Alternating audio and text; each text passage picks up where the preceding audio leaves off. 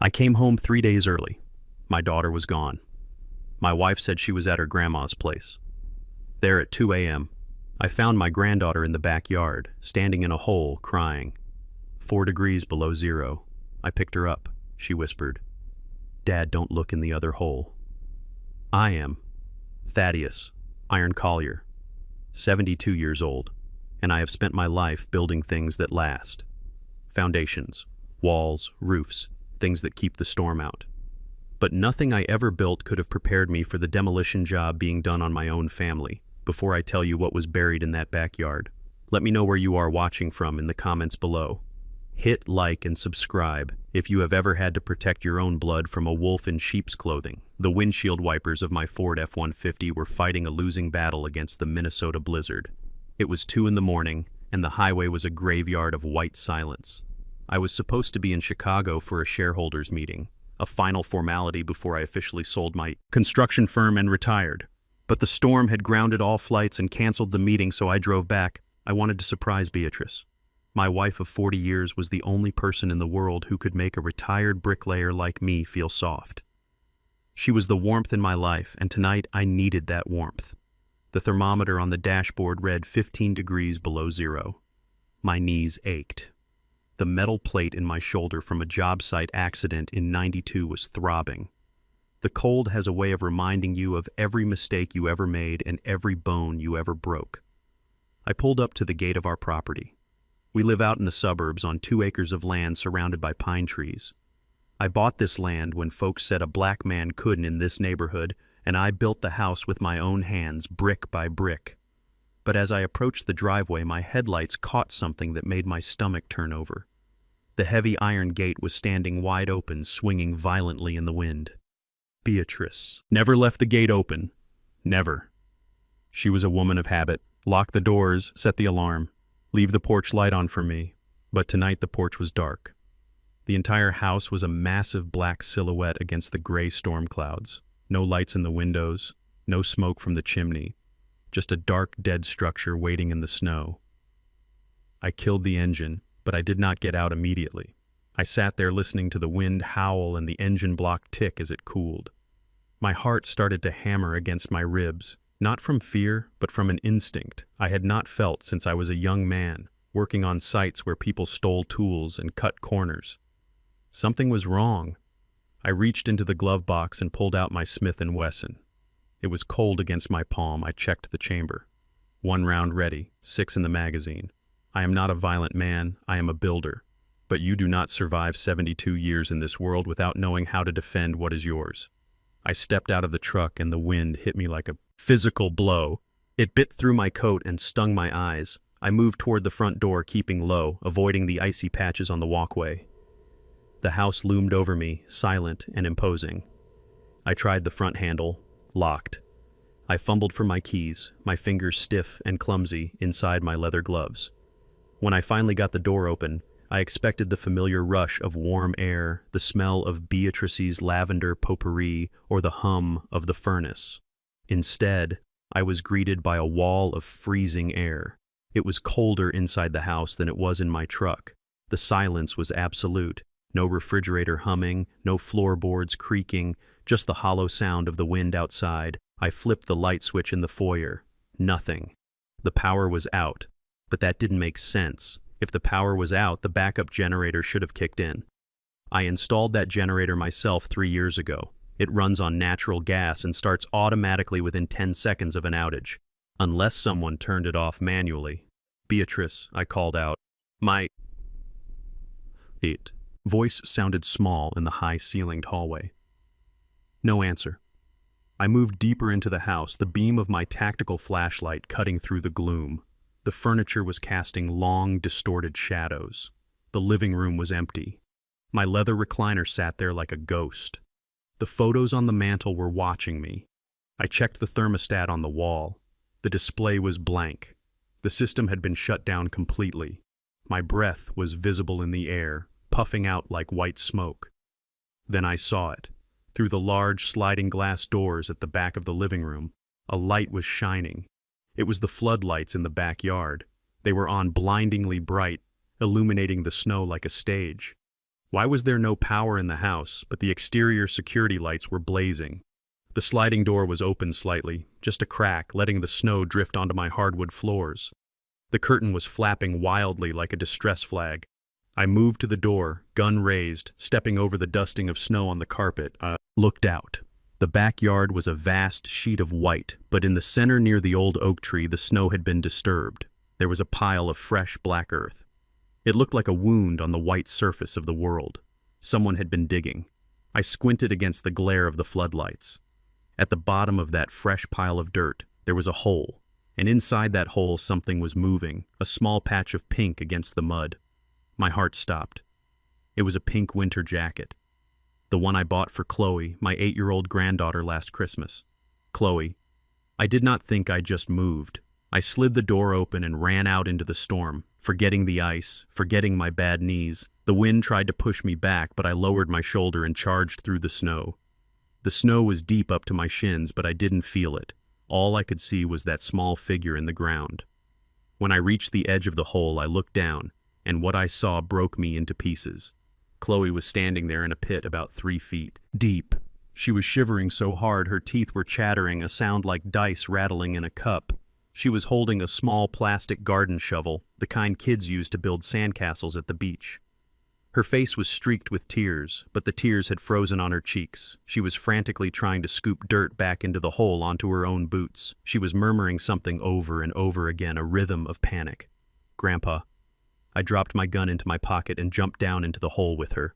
The impact jarred my spine, but I didn't care. I wrapped my big coat around her, pulling her small, freezing body against my chest. She was like a block of ice. I got you, baby. I got you. Grandpa is here. She looked up at me and her eyes were wide, pupils dilated with terror. She didn't look like a child anymore. She looked like a war victim. She grabbed the lapels of my coat with a strength that shouldn't have been possible for an 8-year-old. You have to help me fill it. Grandpa? She stammered, her voice cracking from the cold. He said I have to fill it or Mommy won't come back. Who said that, Chloe? Who put you out here, Daddy? She whispered. Daddy said I was being bad. He said I talk too much. He said I need to learn to be quiet like the snow. Rage, unlike anything I have ever felt, surged through my veins, burning hotter than the freeze. It wasn't just anger. It was a primal need to destroy whatever had done this to her. Gavin, my son-in-law, the man I had never trusted, the man with the shiny smile and the empty eyes. I looked at her hands. They were red, raw, without gloves. She had been out here digging in the frozen earth with a plastic toy. We are going inside, Chloe. Now! No! She screamed, trying to push away from me, struggling back toward the dirt. No, Grandpa, he said. I have to finish. He said if I finish the hole, I can go inside. But if I stop, you are done digging, I said, my voice dropping to that low tone I used when I ran construction crews. The tone that meant no arguments. I swept her up into my arms. She weighed nothing. She was frail, small for her age, and trembling so violently it shook my own body. I climbed out of the hole, clutching her tight, shielding her face from the wind. I started walking back toward the house, my boots crunching heavily on the snow, needing to get her to warmth, needing to find Beatrice, needing to find my shotgun. But then Chloe grabbed my face. Her frozen fingers burned my skin. She pulled my head down so her lips were right against my ear. Grandpa, she whispered, and the terror in her voice stopped me dead in my tracks. What is it, baby? Dawn. Look, she sobbed. Dawn, look at what? Dawn, look in the other hole. I froze, standing there in the middle of the yard, the wind howling around us like a pack of wolves. Other hole. I turned my head slowly, following the direction of her gaze. About 20 feet away near the tool shed, there was another mound of dirt, another disturbance in the perfect white snow. It was longer, darker, covered partially by a blue plastic tarp that was flapping in the wind. The shape of it was unmistakable. It wasn't a hole for a child. It was a hole for an adult, and unlike Chloe's hole, this one looked full. I looked at the dark windows of my own house, the house I built to keep my family safe, and I realized I was just walking into a crime scene. I was walking into a trap, and the trap had already sprung. My grip tightened on Chloe. I felt the weight of the gun in my pocket. and for the first time in 40 years I didn't feel like a builder anymore. I felt like a destroyer, and I was ready to tear this whole world down to find out what was under that blue tarp. Every instinct in my body was screaming at me to run, but I am not a man who runs. I am a man who stands his ground even when the ground is shaking. My granddaughter Chloe was clinging to my leg, her face buried in the rough denim of my jeans, shivering so violently that her tremors traveled up my own spine. She had told me not to look in the other hole, but how could I not? A man does not walk away when he smells smoke in his own house. But first, I had to secure the innocent. That is the first rule of safety on any job site. Protect the vulnerable before you deal with the hazard. I scooped Chloe up again, ignoring the sharp stab of pain in my rotator cuff. I carried her back to my truck, the engine still rumbling like a faithful beast. The heater was blasting inside, creating a sanctuary against the Minnesota freeze. "Listen to me, Chloe," I said, looking into her terrified eyes. "I need you to stay in here. Lock the doors. Do not open them for anyone. Not for your father. Not for your mother. Only for me. Do you understand?" She nodded, mute and pale. I put her in the passenger seat and watched her small hand slap the lockdown. I checked it from the outside. It held. Good. My truck is an old Ford built with steel thicker than the cars they make today. It was a vault. I turned and faced the backyard again. The walk back to that second hole felt like the longest walk of my life. The wind was picking up, howling through the pine trees, sounding like a chorus of mourning women. The snow was knee-deep now, and my boots felt heavy as lead, but I forced myself to move one step at a time. The floodlights were still blazing, casting long, grotesque shadows across the yard, creating a stage for a tragedy I was not ready to witness. I reached the spot Chloe had pointed to. It was near the old tool shed, a place where I used to sharpen my saws and fix the lawnmower. There was a mound of dirt larger than the one Chloe had been standing in. It was covered by a heavy blue tarp weighed down at the corners with bricks. The tarp was snapping in the wind, making a sound like a whip cracking against the air. I stood over it for a moment, my breath clouding in front of my face. My hand went to the gun in my pocket, but I did not draw it yet. I needed to know what I was dealing with. I needed to see the face of the nightmare. I reached down my leather glove, gripping the freezing plastic edge of the tarp. I pulled it back. The world stopped. The wind stopped. The cold stopped. All I could feel was a void opening up in the center of my chest, a black hole that swallowed 40 years of memories in a single second. It was Beatrice. My wife, my partner, my conscience. She was lying in the shallow grave, her body curled slightly to the side as if she were just sleeping. But she was not sleeping. Her skin, the beautiful dark skin I had kissed every morning for 4 decades, was an unnatural shade of gray dusted with frost. She was wearing her nightgown, just thin cotton against the sub-zero air. No coat, no shoes. Whatever had happened, they had dragged her out here straight from her bed. I fell to my knees in the snow. The impact didn't register. I reached out and touched her cheek. It was hard, cold, like marble. Not like the warm, soft woman who had made me coffee just 3 days ago telling me to drive safe.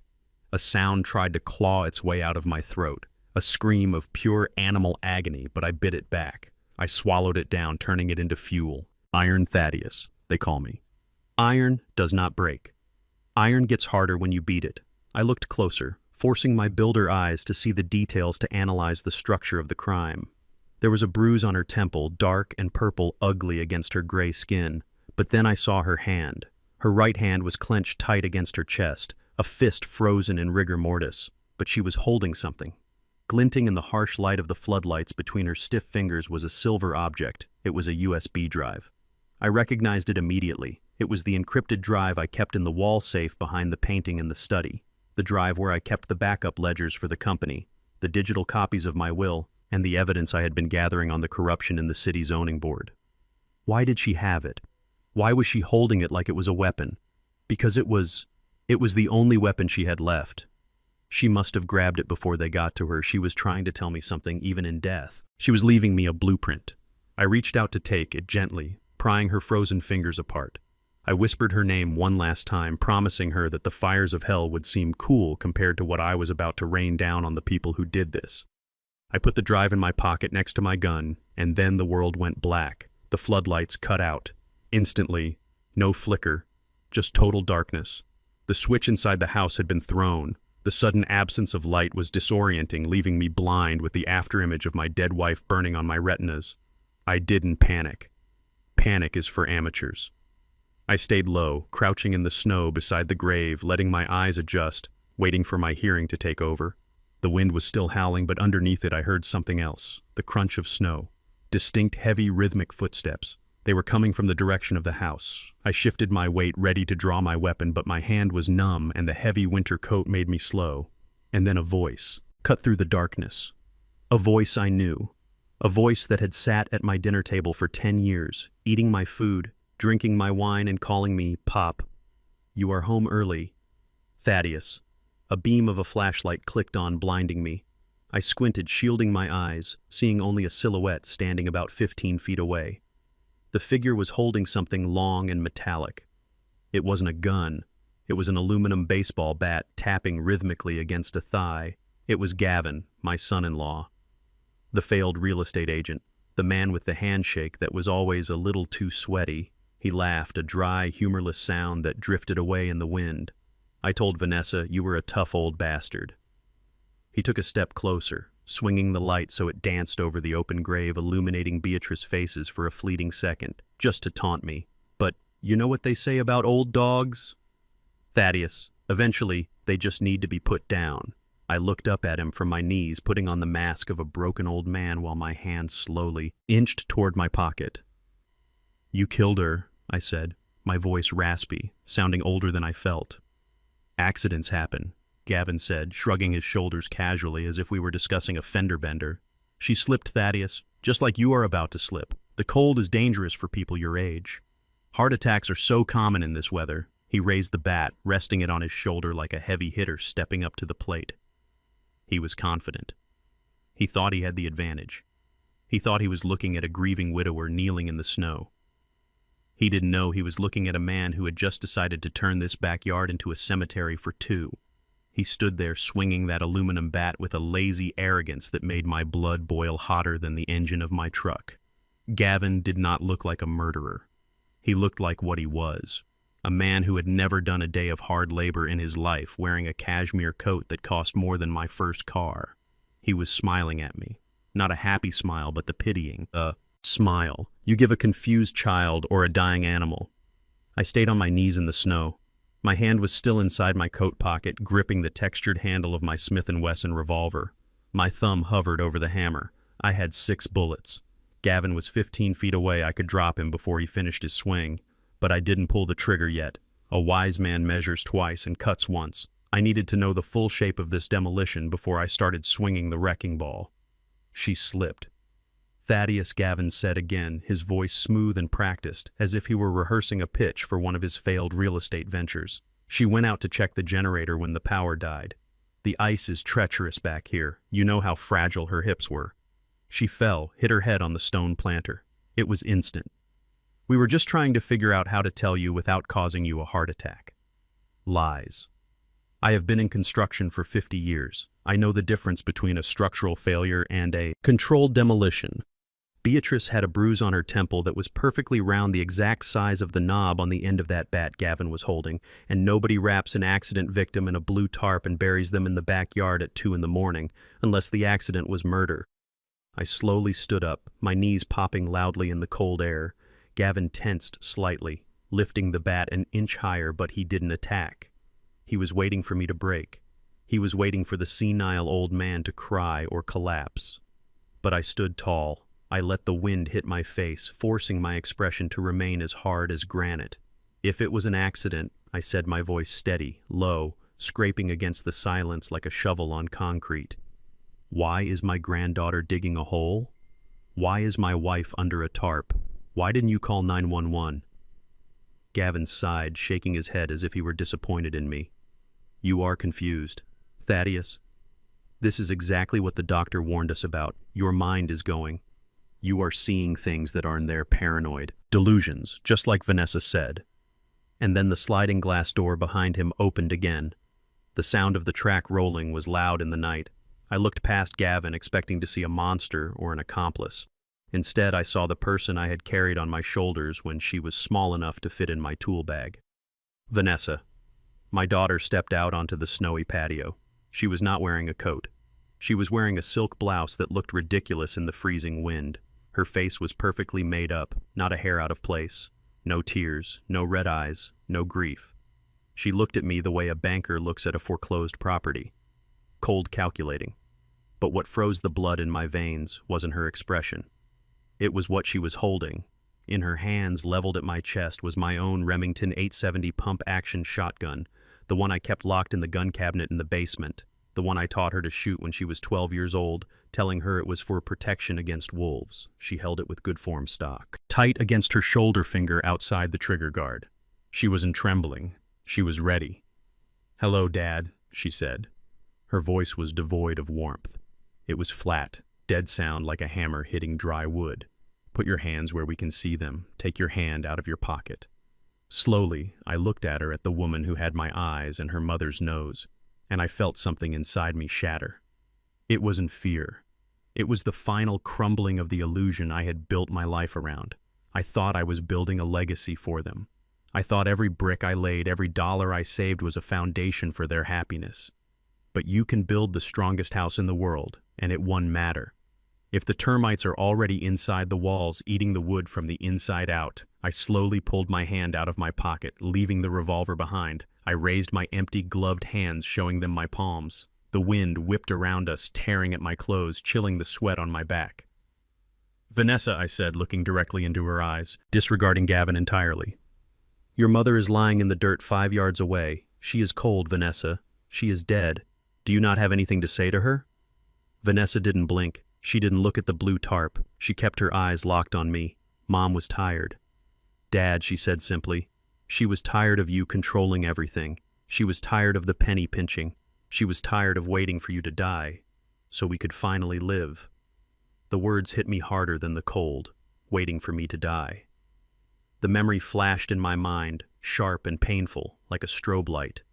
It was 2 weeks ago, sitting at the mahogany dining table. Vanessa had come over for dinner, bringing a stack of legal documents. She had pushed them across the table toward me, her hand resting on my arm with a feigned gentleness. "Dad," she had said back then, her voice dripping with fake concern, "you are getting older. You forgot to pay the utility bill last month. You are under a lot of stress. Gavin and I just want to help. Let us handle the finances. Sign the power of attorney just in case. It is for your own good. You are starting to slip, Dad. We all see it. You are becoming forgetful." I hadn't signed. I had torn the papers in half and thrown them in the fireplace, telling her that I was sharp enough to run a multi-million-dollar company and I was sharp enough to spot a hustle. She had left that night in a rage, storming out without saying goodbye. Beatrice had tried to calm me down, saying Vanessa was just worried, saying I should be easier on her. I should have listened to my gut. My gut told me then that she was worried about my health. She was worried about her inheritance. She didn't want to help me manage my money. She wanted to spend it. And now, standing here in the freezing dark, I realized the depth of the betrayal. This wasn't a crime of passion. This was a business transaction. The power of attorney hadn't worked, so they moved to Plan B, brute force. I looked past them toward the driveway. My truck was still running, puffing white exhaust into the night air. Chloe was inside, locked in that steel cage, safe for the moment, but for how long? I shifted my gaze slightly, and my heart sank. Gavin's massive black SUV was parked directly behind my truck, blocking the driveway. There was no way to reverse out. There was no escape route. He had boxed me in before I even knew I was in a fight. I did a quick calculation, strictly tactical, forgetting for a moment that these were my family. I had 6 rounds in my pocket. Vanessa had a shotgun, effective range of maybe 40 yards, but deadly at this distance. She had 5 shells in the tube, if I remembered correctly.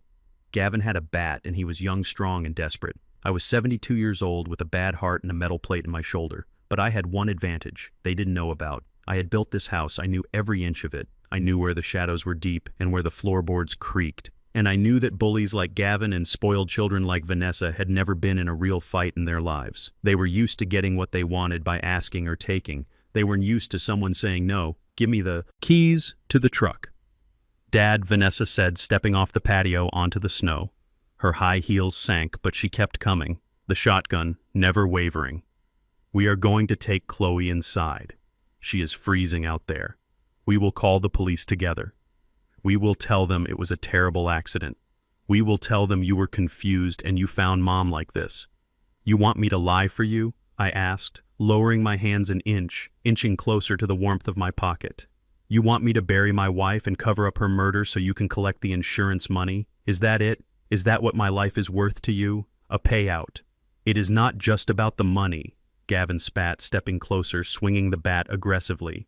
It is about freedom. Thaddeus, you have suffocated us for years, holding your money over our heads like a goddamn carrot, telling us to work harder, telling us to be like you. We don't want to be like you. We want what is ours, what is yours. I laughed, a harsh barking sound. It is all mine, Gavin. I built it, I earned it, and you, I earned. Are right about one thing, I am not going to be like me anymore. I am done being the provider. I looked at the spacing between them. Vanessa was to my left, 10 feet away. Gavin was to my right, 12 feet away. They had formed a triangle with me at the apex. It was a firing squad, and I was the target. I need to check on Chloe, I said, taking a step backward toward the truck. My hand brushed the pocket of my coat, gripping the revolver again. Stay where you are, Vanessa screamed, racking the slide of the shotgun. The sound was loud, distinct, terrifying. Chuck, chuck. It is the sound that means talk is over. It is the sound of imminent violence. I stopped. I looked at her, looking for any trace of the little girl who used to sit on my lap and ask me to read her stories. But that girl was gone dead and buried just like Beatrice. In her place was a stranger with greed in her eyes and a weapon in her hands. I realized then that there would be no negotiation. There would be no peaceful resolution. I couldn't talk my way out of this, and I couldn't buy my way out of this. The only way out was through. I looked at Gavin, then back at Vanessa, locking eyes with her one last time. You are right, I said softly, letting my shoulders slump, pretending to surrender, pretending the cold had finally beaten me. I am old, and I am tired. Vanessa relaxed slightly, just a fraction of an inch. The barrel of the shotgun dipped, lowered by maybe 2 degrees. It was a mistake, a rookie mistake, and it was the only opening I was going to get. I took a deep breath, filling my lungs with the biting cold air, tasting the snow and the betrayal, and I prepared to go to war with my own blood. The wind was screaming now, tearing through the trees like a freight train derailment, and it was the only thing covering the sound of my own heart hammering against my ribs. I was outgunned, I was outnumbered, and I was cornered. But I had one thing they did not have. I had experience. I knew that in every negotiation, in every fight, there is a moment where the balance shifts a split second, where arrogance makes you blind. Vanessa was holding that shotgun, but she was holding it like a trophy, not a tool. She thought the game was over. She thought she had already won. I decided to give her exactly what she wanted to see. I let out a gasp, a wet, guttural sound that didn't require much acting. My chest actually was tight, the stress and the cold squeezing my arteries like a vice. I clutched my left arm, staggering sideways, pretending to lose my footing on the ice. Dad, Vanessa took a step forward, but she didn't lower the gun yet. Her voice wasn't filled with concern. It was filled with annoyance, like I was inconveniencing her by dying too slowly. My pills. I wheezed, falling to my knees in the snow. I let my head hang low, chin to my chest, making myself look small, making myself look harmless, making myself look like a dying old man. My pocket. Vanessa. Please. I saw her boots crunching toward me through the periphery of my vision.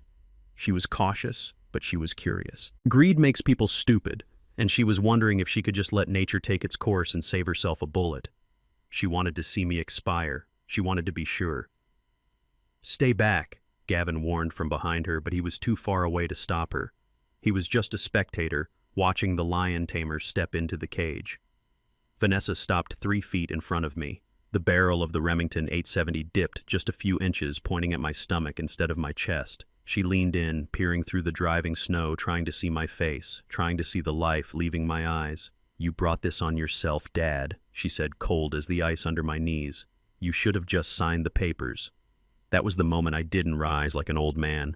I rose like a coiled spring, releasing 72 years of rage. I plunged my right hand into the snowbank beside me, grabbing a fistful of hard, icy powder, and in one fluid motion I threw it directly into her face while lunging for the barrel of the gun. Vanessa screamed, blinding white powder filling her eyes and mouth. She pulled the trigger reflexively. Boom! The shotgun roared, but the barrel was pointed skyward, the buckshot tearing harmlessly through the pine branches above us, ringing my ears and lighting up the night with a flash of orange fire. I got my hand on the barrel. The metal was hot, burning through my glove. I twisted it, trying to wrench it from her grip. Vanessa stumbled back, slipping on the ice, but she didn't let go. She was younger than me, and desperation gave her strength. We wrestled for the weapon, slipping and sliding in the deep snow, two shadows locked in a dance of death. "Let go!" I roared, kicking at her shin, aiming for the bone. I almost had it. I felt her grip loosening. I felt the stock of the gun coming toward me. Victory was inches away. And then my world exploded. I never saw Gavin moving. He must have closed the distance while I was grappling with Vanessa. The aluminum bat connected with my left shoulder, the same shoulder that had the metal plate from my accident in '92. Crack! The sound was sickening, like a dry branch snapping under a heavy boot. The pain was white-hot, blinding instant. It shot down my arm and up into my neck, paralyzing my entire left side. My knees buckled. The shock made me lose my grip on the shotgun. I fell backward, rolling into the snow, gasping for air, trying not to black out from the agony. "He is down!" Gavin shouted, his voice high and frantic, breathless with adrenaline. "Finish him! Ness, shoot him!" I looked up through a haze of pain. Vanessa was wiping the snow from her eyes, blinking rapidly, racking the slide of the shotgun.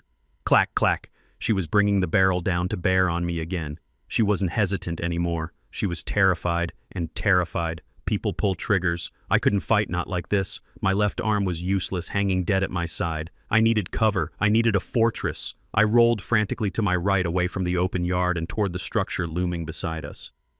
The woodshed. It wasn't just a shed. It was a bunker. I had built it 5 years ago to store the seasoned oak I used for the fireplace. Heavy timber frame, reinforced concrete floor, solid oak door. It was 10 feet away. I scrambled on my knees in one good hand, clawing at the snow, moving like a crab, hearing the crunch of their boots behind me. "Hey!" Gavin yelled, charging again, raising the bat for a killing blow to my skull. I threw myself at the door of the shed, fumbling for the latch. It was a heavy iron latch forged by a local blacksmith. I yanked it up and the door swung outward, heavy and solid. Blam! The second shot tore into the wood frame right where my head had been a split second before. Splinters rained down on me, stinging my cheek. I dove inside, falling onto the pile of split logs, smelling the scent of dry wood and gasoline. I kicked the door shut with my boot just as Gavin reached it. Thud! The bat slammed into the outside of the door, shaking the frame. But the oak held. I scrambled up, ignoring the screaming. Pain in my shoulder, and slammed the heavy iron deadbolt home. I was safe trapped. But safe. "Open the door!" "Old man." Gavin screamed from the outside, slamming his body against the wood. "Open it, or we will burn you out!" I slid down the wall, sitting on the cold concrete floor, gripping my useless arm. My breath came in ragged gasps inside the small, dark space. It was pitch black in here, save for a thin sliver of light coming from under the door. The wind was howling outside, rattling the shingles. But inside it was quiet, quiet enough to hear them arguing. "Give me the shells," Vanessa was hissing. "You missed twice. My eyes are burning." He threw ice in my eyes. "You do it." I heard the sound of the shotgun being handed over. I heard footsteps crunching around the perimeter of the shed.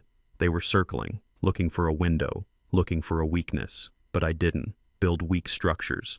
There were no windows in this shed, only ventilation slats near the roof too small for a human to fit through. I was a rat in a trap, or so they thought. I closed my eyes for a second, forcing my breathing to slow down, forcing the pain in my shoulder to become just data, just another variable in the equation. My heart was still fluttering a dangerous rhythm, but I wasn't dead yet. I reached into my pocket and pulled out my lighter, flicking it on. The small flame danced, illuminating my prison rows of stacked firewood along the walls, bags of charcoal. And there on the back wall, my workbench. My eyes adjusted to the dim light and a grim smile touched my lips. They thought I was trapped in here with nowhere to go. They thought this was just a place where I kept wood. They forgot who I was. They forgot that before I was a businessman, I was a laborer. I was a builder. Hanging on the wall above the workbench, perfectly organized, were my tools: a chainsaw with a 20-inch bar, a sledgehammer, an axe sharp enough to shave with a crowbar. I was entrapped in a prison. I was locked in an armory. I struggled to my feet using the workbench for support.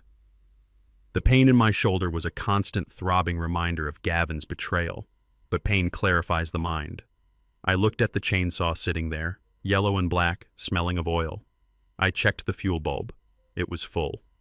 Outside, the banging on the door stopped Dad. Vanessa's voice came through the thick wood, muffled but audible. "We know you are hurt. We know you cannot stay in there forever. It is 15 degrees below zero. You will freeze to death before morning. Just come out and we can make this quick. Make this quick." I laughed, a low, dry sound that hurt my chest. They wanted quick. They wanted easy. They wanted the inheritance without the work. I picked up the heavy logging chain from the corner, wrapping it around my good fist. I looked at the door, watching the handle jiggle as Gavin tried to force it. "I am not coming out." "Vanessa," I shouted back, my voice booming in the small space. "But if you want to come in, you are welcome to try. But remember one thing." I paused, listening to the wind. Listening to their silence, I built this shed, and I know exactly how to take it apart.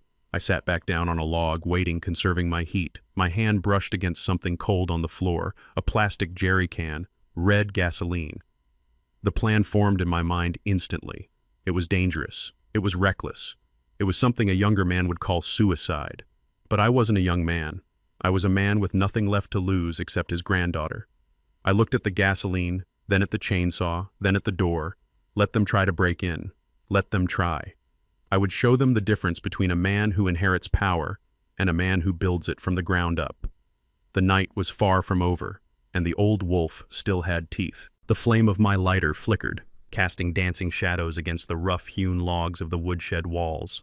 Outside, the wind was still battering the door, and I could hear the muffled sounds of Gavin and Vanessa arguing, likely trying to find a tool to pry the heavy oak open. But inside my small wooden fortress, the silence was heavy, suffocating. It smelled of sawdust, gasoline, and something else, something faint and familiar like a ghost lingering in the air. It was the scent of lavender. My heart skipped a beat. Lavender was Beatrice's scent. It was the perfume she had worn since 1974. The smell that greeted me every evening when I came home from the construction site, shaking the dust off my boots. Why was I smelling it here in this freezing shed amidst the tools and the firewood? I moved the lighter slowly, my hand shaking, not just from the cold, but from a sudden dread. The small flame illuminated the back corner of the shed, behind a stack of seasoned oak logs. They're wedged between the wood and the wall was a leather object. It was a handbag. A high-quality brown leather handbag, the one I had bought for Beatrice in Italy 5 years ago. Why was it here? My mind raced, reconstructing the timeline. Beatrice had been found in the yard, buried under a tarp. Gavin said she slipped and fell by the generator. But if she fell, why was her purse hidden in the woodshed? She must have run. She must have been trying to get away. And she hid the evidence before they caught her. I crawled over to the bag, dragging my injured leg, wincing as the movement pulled at the shattered plate in my shoulder. I grabbed the strap and pulled it into the circle of light. My fingers were stiff and clumsy as I unzipped it. I dumped the contents onto the concrete floor. Her wallet, her keys, a pack of tissues, and a thick white envelope folded in half. I picked up the envelope. It was heavy. My name was written on the outside in her elegant cursive handwriting. Thaddeus, but the writing was shaky, hurried panic evident in every stroke. I tore it open, tearing through the paper with desperate hands. Inside were two things: a medical report from a private toxicology lab in Minneapolis, and a handwritten letter on her personal stationery. I looked at the medical report, first expecting to see a diagnosis for her hips or her blood pressure. Instead, I saw my own name at the top: Subject Thaddeus Collier, sample hair follicle and blood analysis. The date was from 3 days ago, the day I left for Chicago. I scanned the rows of chemical names meaningless to a layman until my eyes landed on the summary at the bottom, highlighted in yellow marker. High concentrations of digitalis and benzodiazepines detected consistent with long-term systematic poisoning. Symptoms may mimic dementia, confusion, memory loss, and heart failure. The lighter almost fell from my hand. The world tilted on its axis. For 6 months I had been living in a fog. I had been forgetting appointments, losing my keys, waking up confused, unable to remember what day it was. I thought it was age. I thought it was the inevitable decline that comes for all men. I thought I was losing my mind piece by piece. and Vanessa had been there every step of the way, holding my hand, looking at me with those sad, pitying eyes, telling the doctor, "Dad is just getting worse, isn't he?" It wasn't age, it was poison. They had been feeding it to me pill by pill, day by day. I remembered the heart medication Gavin had insisted on picking up from the pharmacy for me because the lines were too long. I remembered Vanessa sorting my pill organizer every Sunday morning, cheerfully telling me she wanted to help. I wasn't going senile. I was being murdered slowly, carefully, so that when I finally dropped dead, nobody would ask questions. They were erasing me while I was still alive. I dropped the report and picked up the letter. My hands were trembling so hard the paper rattled. Beatrice's words swam before my eyes, illuminated by the dying flame of the lighter. "My dearest Thaddeus, if you are reading..." Then I ran out of time. I found the pills in Gavin's coat pocket yesterday. They aren't your heart medicine, Thaddeus. They are something else. I sent a sample to the lab and the results came back this morning. You are not sick, my love. You are being poisoned. I confronted Vanessa an hour ago. I showed her the report, expecting her to be horrified, expecting her to call the police, but she didn't cry. "Thaddeus." She laughed. She told me that I was ruining everything. She told me that Gavin needed the money to pay off the loan sharks and that your life insurance was their only way out. She knew Thaddeus. She has known for months. She watched you get sick and she let it happen. She chose him over us. I am going to the police station now, but Gavin is blocking the driveway. He is looking at me through the window and he has a baseball bat. I am going to try to run through the backyard to the neighbors, hide this in the shed on my way out. I love you. Save yourself. Don let them take everything we built, your B. Sound tore out of my throat, a raw animal noise that had nothing to do with physical pain. Tears, hot and burning, streamed down my frozen cheeks, dropping onto the letter, smearing the ink of her last words. She knew. Vanessa knew. That was the knife that cut deepest, deeper than the poison, deeper than the cold. My own daughter, the girl I had taught to ride a bike, the girl I had walked down the aisle. She had watched me stumble and forget my own name, and she had smiled, calling it dementia. She had watched her husband mix poison into my morning coffee, and she had probably poured the cup herself. The betrayal was so absolute, so complete, that it felt like my chest was caving in. I sat there, in the dark shed, surrounded by the smell of gasoline and lavender, weeping for the wife who had died trying to save me, and weeping for the daughter who was already dead to me. My grief turned into something else as I sat there. It hardened. It crystallized like ice forming on a lake. It stopped being sadness and started being fuel. I wiped my eyes with the back of my dirty glove, smearing soot and tears across my face. I folded the letter carefully and put it in my inner pocket next to my heart. I picked up the toxicology report and put it with the letter. This was not just paper. This was my vindication. This was the difference between a tragic accident and a life sentence. Outside, the banging on the door intensified. I heard the screech of metal. Gavin was using a crowbar trying to pry the hinges off. "Open up, Thaddeus!" he shouted, his voice cracking with desperation. "We know you are in there. It is over. Giving up makes it easier. Easier." I looked at the chainsaw on the floor. I looked at the red jerry can of gasoline. I looked at the heavy axe leaning against the wall. Beatrice was right. I had built a foundation of concrete and steel, but I had allowed rot to fester in the framing. I had been blind, but I wasn't blind anymore. The fog in my brain, the confusion, the weakness, it all made sense now, and knowing gave me a surge of clarity I hadn't felt in months. I stood up, ignoring the screaming agony in my shoulder. I was not a sick old man. I was Thaddeus Iron Collier, and I had one last job to do. I was going to just survive this night. I was going to level the playing field. I was going to take their greed, their lies, and their violence, and I was going to bury them with it. I picked up the jerry can and unscrewed the cap. The sharp fumes filled the small space, clearing my head, chasing away the scent of lavender. I poured a small amount onto a rag, creating a makeshift torch. Then I picked up the chainsaw, checking the choke. They wanted to come in. They wanted to finish the job. Let them come. I was done building. Now it was time to tear everything down. The silence in the shed was heavy, broken only by the sloshing of gasoline as I finished soaking the rag wrapped around the head of the splitting maul. I had created a crude torch, a medieval weapon for a barbaric night. My shoulder was throbbing with a pulse of its own, a deep bone-grinding rhythm that tried to cloud my judgment with pain, but I pushed it aside. Pain is just a signal telling you something is wrong. I already knew everything was wrong. I did not need the reminder. I pressed my ear against the rough wood of the door, straining to hear what was happening outside.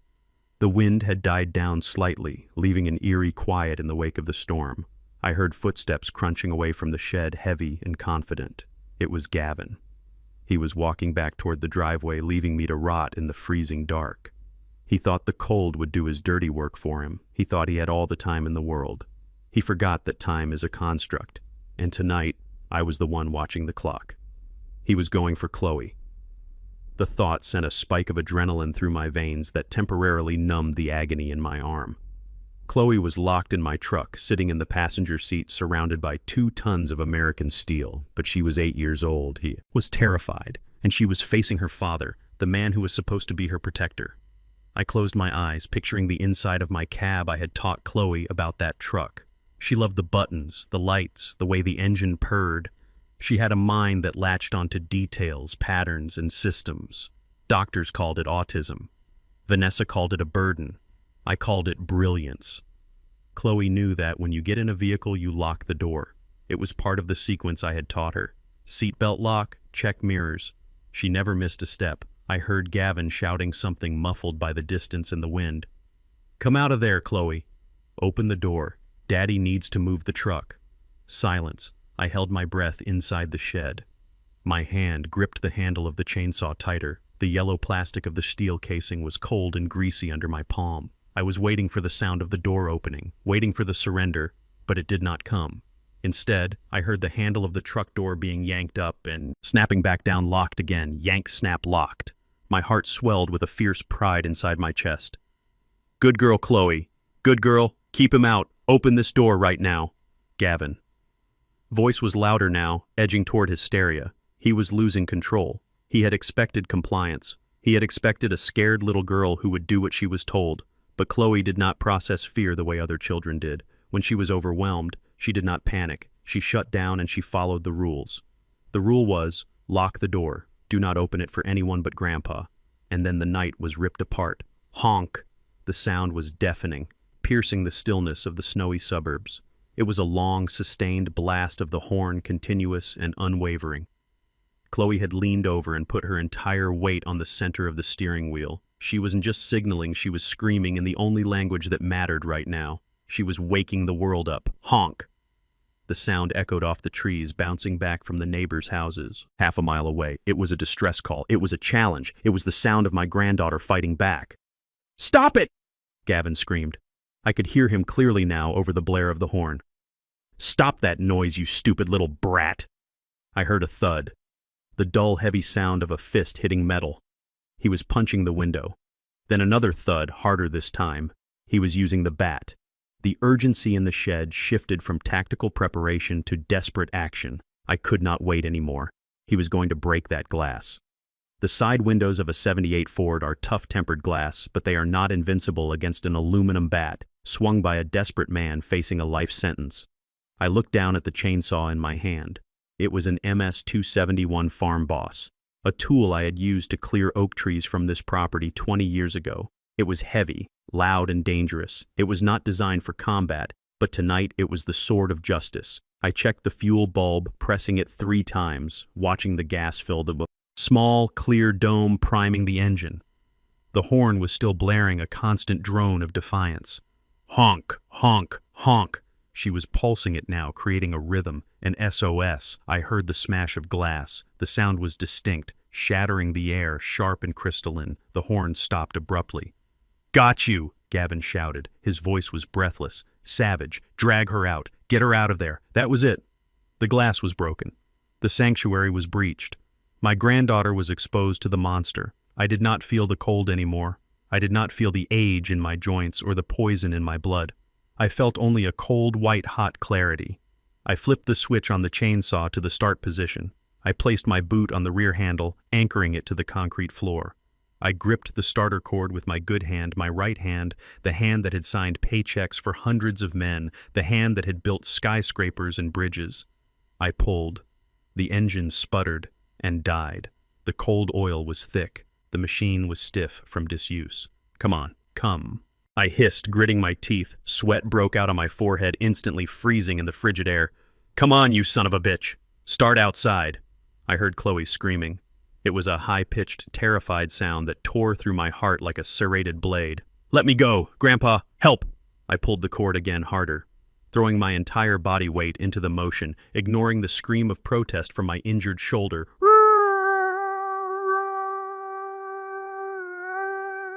The engine caught for a second, and then died again. It was flooded, or it was too cold. I could smell the exhaust mixing with the gasoline fumes in the shed. "Please," I whispered, looking up at the wooden ceiling, looking past it to whatever God might be listening to a sinner like me. "Just this once. Give me this one thing." I heard the sound of feet scuffling in the snow. Gavin was dragging her. He was pulling her out of the truck, pulling her away from safety, dragging her toward the house, toward Vanessa, toward the end. I took a deep breath, centering myself. I channeled every ounce of strength I had left, every drop of rage, every memory of Beatrice lying under that tarp. I became the iron they named me after I pulled the cord. A third time. Roar!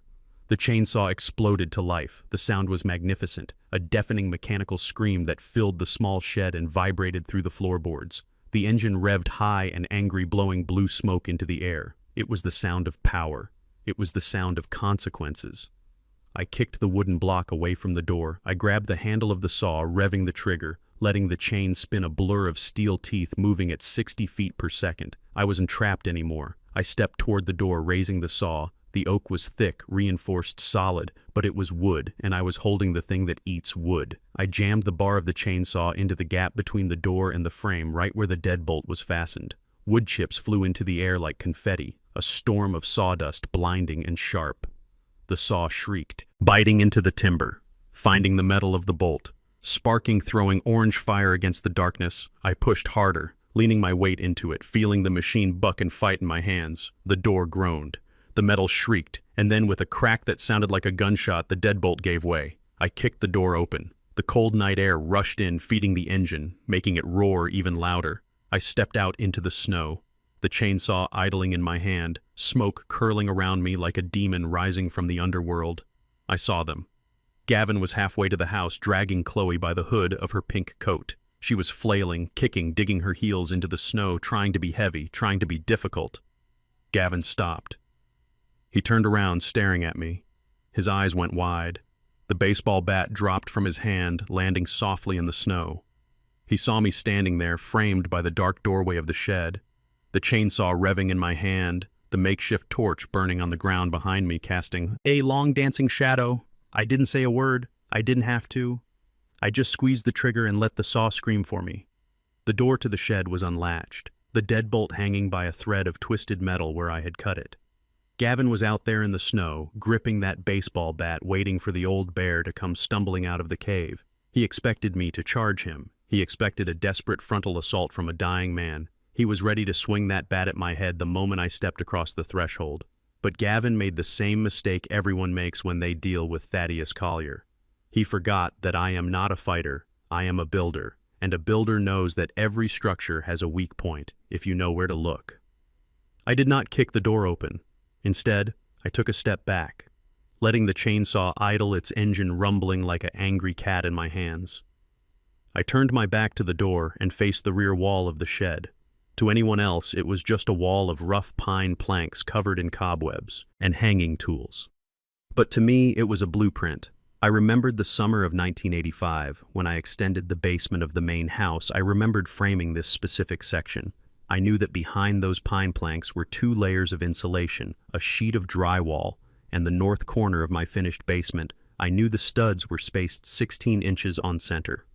I knew exactly where the electrical wiring ran, because I had pulled the copper wire myself. I knew that if I cut a rectangle right here between the 3rd and 4th stud, I would not hit a pipe, and I would not hit a wire. I would hit open air. I revved the chainsaw, the noise deafening in the small space. Masking the sound of my movement from the man outside, I plunged the bar of the saw into the back wall. The chain bit into the wood, throwing a rooster tail of pine chips into the air. It sliced through the exterior planks like they were paper. Then it hit the insulation, shredding the pink fiberglass. Then the drywall I worked. Fast adrenaline overriding the screaming agony in my left shoulder. I cut a vertical line 3 feet long, then a horizontal one, then another vertical. I was carving a door where no door existed. Outside I heard Gavin yelling, confused by the noise. He was shouting at me to come out, thinking I was cutting the door down. He did not realize I was going the other way. I kicked the section of wall I had just cut. It resisted for a second, then snapped. The piece of drywall fell inward into the basement, crashing onto the carpeted floor inside. A blast of warm air rushed into the freezing shed, smelling of furnace heat and old books. I squeezed through the hole, dragging the chainsaw behind me. I tumbled onto the floor of my basement, landing on my good shoulder. I lay there for a second, gasping for breath, letting the warmth of the house seep into my frozen bones. I was in. I stood up, leaving the chainsaw on the floor. I did not need it anymore. Silence was my weapon now. I was in the finished section of the basement, the game room where I used to play pool with my friends before they all passed away. The room was dimly lit by the standby lights on the electronics.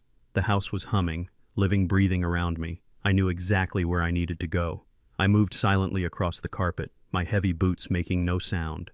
I knew which floorboards creaked. I knew which doors squeaked. I had corrected them all over the years. I moved toward the utility room in the back corner, the nerve center of the house. I could hear footsteps on the floor above me. Vanessa. She was pacing in the kitchen directly overhead. Her heels clicked nervously on the tile. Clack, clack, clack. She was alone inside, waiting for Gavin to bring Chloe back, waiting for the nightmare to end so she could count her money. I reached the utility room and opened the gray metal panel of the breaker box. It was a 200-amp service panel, a tangled roadmap of the house's nervous system. Each switch was labeled in my own handwriting: kitchen, living, kitchen. Room, master bedroom, exterior, lights. My hand hovered over the switches. I could turn them off one by one, playing games with them, making them wonder, making them panic. But I did not have time for games. Chloe was in danger. I needed total, absolute chaos. I reached for the main throw, the heavy black lever at the top of the panel that controlled the feed from the street. I gripped it with my leather glove. "Let there be darkness," I whispered. I yanked the lever down. The chunk! The sound was heavy and final. Instantly, the hum of the refrigerator died. The furnace stopped its low rumble. The standby lights on the TV vanished. The house was plunged into a darkness so complete it felt physical, heavy, and suffocating. Upstairs, I heard the crash of something breaking glass or ceramic, followed immediately by a scream. It was Vanessa. "Dad!" she shrieked. Her voice trembled with a primal fear, terrified of the sudden void. I stood in the dark and I smiled. It was a cold, hard smile. I knew something about my daughter that Gavin did not know. Vanessa had been afraid of the dark since she was a child. She used to sleep with 3 nightlights. When the power went out during storms, she would hyperventilate. She needed control, she needed visibility. Without it, she was just a frightened child again. I moved out of the utility room, navigating by memory. I did not need to see. I knew that the pool table was 3 steps to the left. I knew the stairs were 10 paces forward. I was a part of this house, and now the house was fighting for me. I reached the bottom of the stairs. I listened. Above me in the kitchen, Vanessa was panicking. "Gavin!" she screamed. "Gavin, the lights! He cut the lights! Where are you?" I started to climb the stairs, 1 step at a time, slowly, deliberately. The darkness wrapped around me like a cloak, making me invisible, making me a ghost. Outside, I heard Gavin trying to force the front door. But the front door was solid oak, reinforced with a steel core and a biometric deadbolt that disengaged only with a key or a fingerprint when the power was out. He was locked out. He was separated from his partner. He was stuck in the cold while I was inside with the woman who had betrayed me. I reached the top of the stairs. The kitchen was a cavern of shadows. The only light came from the windows, pale gray moonlight filtering through the snowstorm, casting long skeletal shapes across the floor. I saw her. Vanessa was standing by the island, clutching the shotgun. She was spinning around, aiming at the shadows, breathing fast and shallow. She pulled her phone out, trying to turn on the flashlight, but her hands were shaking so bad she dropped it. It slid across the floor, spinning away under the cabinets. "Who is there?" she whimpered, spinning toward the hallway. "Dad, is that you?" I did not answer. I stayed in the shadows by the refrigerator, watching her disintegrate. Fear is a powerful solvent. It dissolves confidence. It dissolves arrogance until all that is left is the shivering truth. She fired a shot blindly. Into the living room. Boom! The flash lit up the room for a split second, revealing her face twisted in terror. The buckshot tore into my favorite leather armchair, sending stuffing into the air. "Stop wasting ammo, Vanessa," I said. My voice was low calm, coming from everywhere and nowhere at once. "You are going to need it." She spun toward my voice, pumping the shotgun, trying to chamber another round, but in her panic, she short-shucked it. The shell jammed. The gun was useless. "Dad, please," she sobbed, backing away until she hit the counter. "Please stop. You are scaring me." "You should be scared," I said, stepping out of the shadows just enough for the moonlight to catch the side of my face. "I built this house, Vanessa. I built the walls. I built the roof. And tonight, I am taking it back." She threw the jammed shotgun at me and turned to run, scrambling toward the back door, toward Gavin, toward escape. But I knew the layout. The kitchen island was between her and the door. She tried to go around it, but she slipped on the floor where she had dropped a vase in the dark. I moved toward her, not running, just walking, a steady, inevitable advance. She was my daughter, my flesh and blood. But looking at her cowering there, I felt nothing but a cold resolve. She had made her choice. She had chosen the poison. She had chosen the shovel. Now she had to choose the consequences. I picked up a heavy cast iron skillet from the pot rack. It wasn't a weapon of war, but in the hands of an angry father it would do. Gavin was pounding on the back door now, shouting her name, throwing his body against the glass. The glass was double-paned, tempered safety glass. It would hold for a few more seconds. I looked down at Vanessa. She was curled up on the floor, weeping, shielding her head. "Open the door," she screamed to Gavin. "Open it!" I leaned down close to her ear, my voice a whisper that cut through her sobbing. "He cannot. Open it. Vanessa," I said. "I changed the locks last week, knowing deep down that something was wrong, knowing that wolves were wolves." Circling, I stood up and looked at the back door where Gavin was frantically trying to smash the glass with a patio chair. I gripped the cast iron skillet. "Let him in," I said to the darkness. "Let him come in to the house of pain." I left Vanessa shivering on the kitchen floor, curled into a ball of silk and regret. She was no longer a threat. She was broken by the darkness and the realization that her father was not the helpless old man she thought she had buried. I did not tie her up. I did not have to. Fear is a stronger bind than any rope. I had to move fast. My shoulder was screaming a constant high-pitched agony that made my vision blur at the edges, but I pushed it down deep into the boiler room of my gut, burning it as fuel. I needed to get Gavin away from the truck. He was still out there in the snow, pounding on the glass of my Ford, trying to get to Chloe. He was desperate and desperate. Men do terrible things. He would break that window eventually, or he would realize he could just shoot the lockout with the pistol I knew he carried in his glove box. I had to separate him from my granddaughter, but I could not go out there and fight him. Not like this. Not with one good arm and a heart that was fluttering like a trapped bird. I retreated down the hallway, moving through the blackness of the house I knew so well. My hand trailed along the wall, counting the door frames until I reached the master study. It was my sanctuary, the place where I reviewed blueprints and drank scotch. It was also where I kept the emergency prep kit. I fumbled in the dark until my fingers found the heavy metal box under the desk.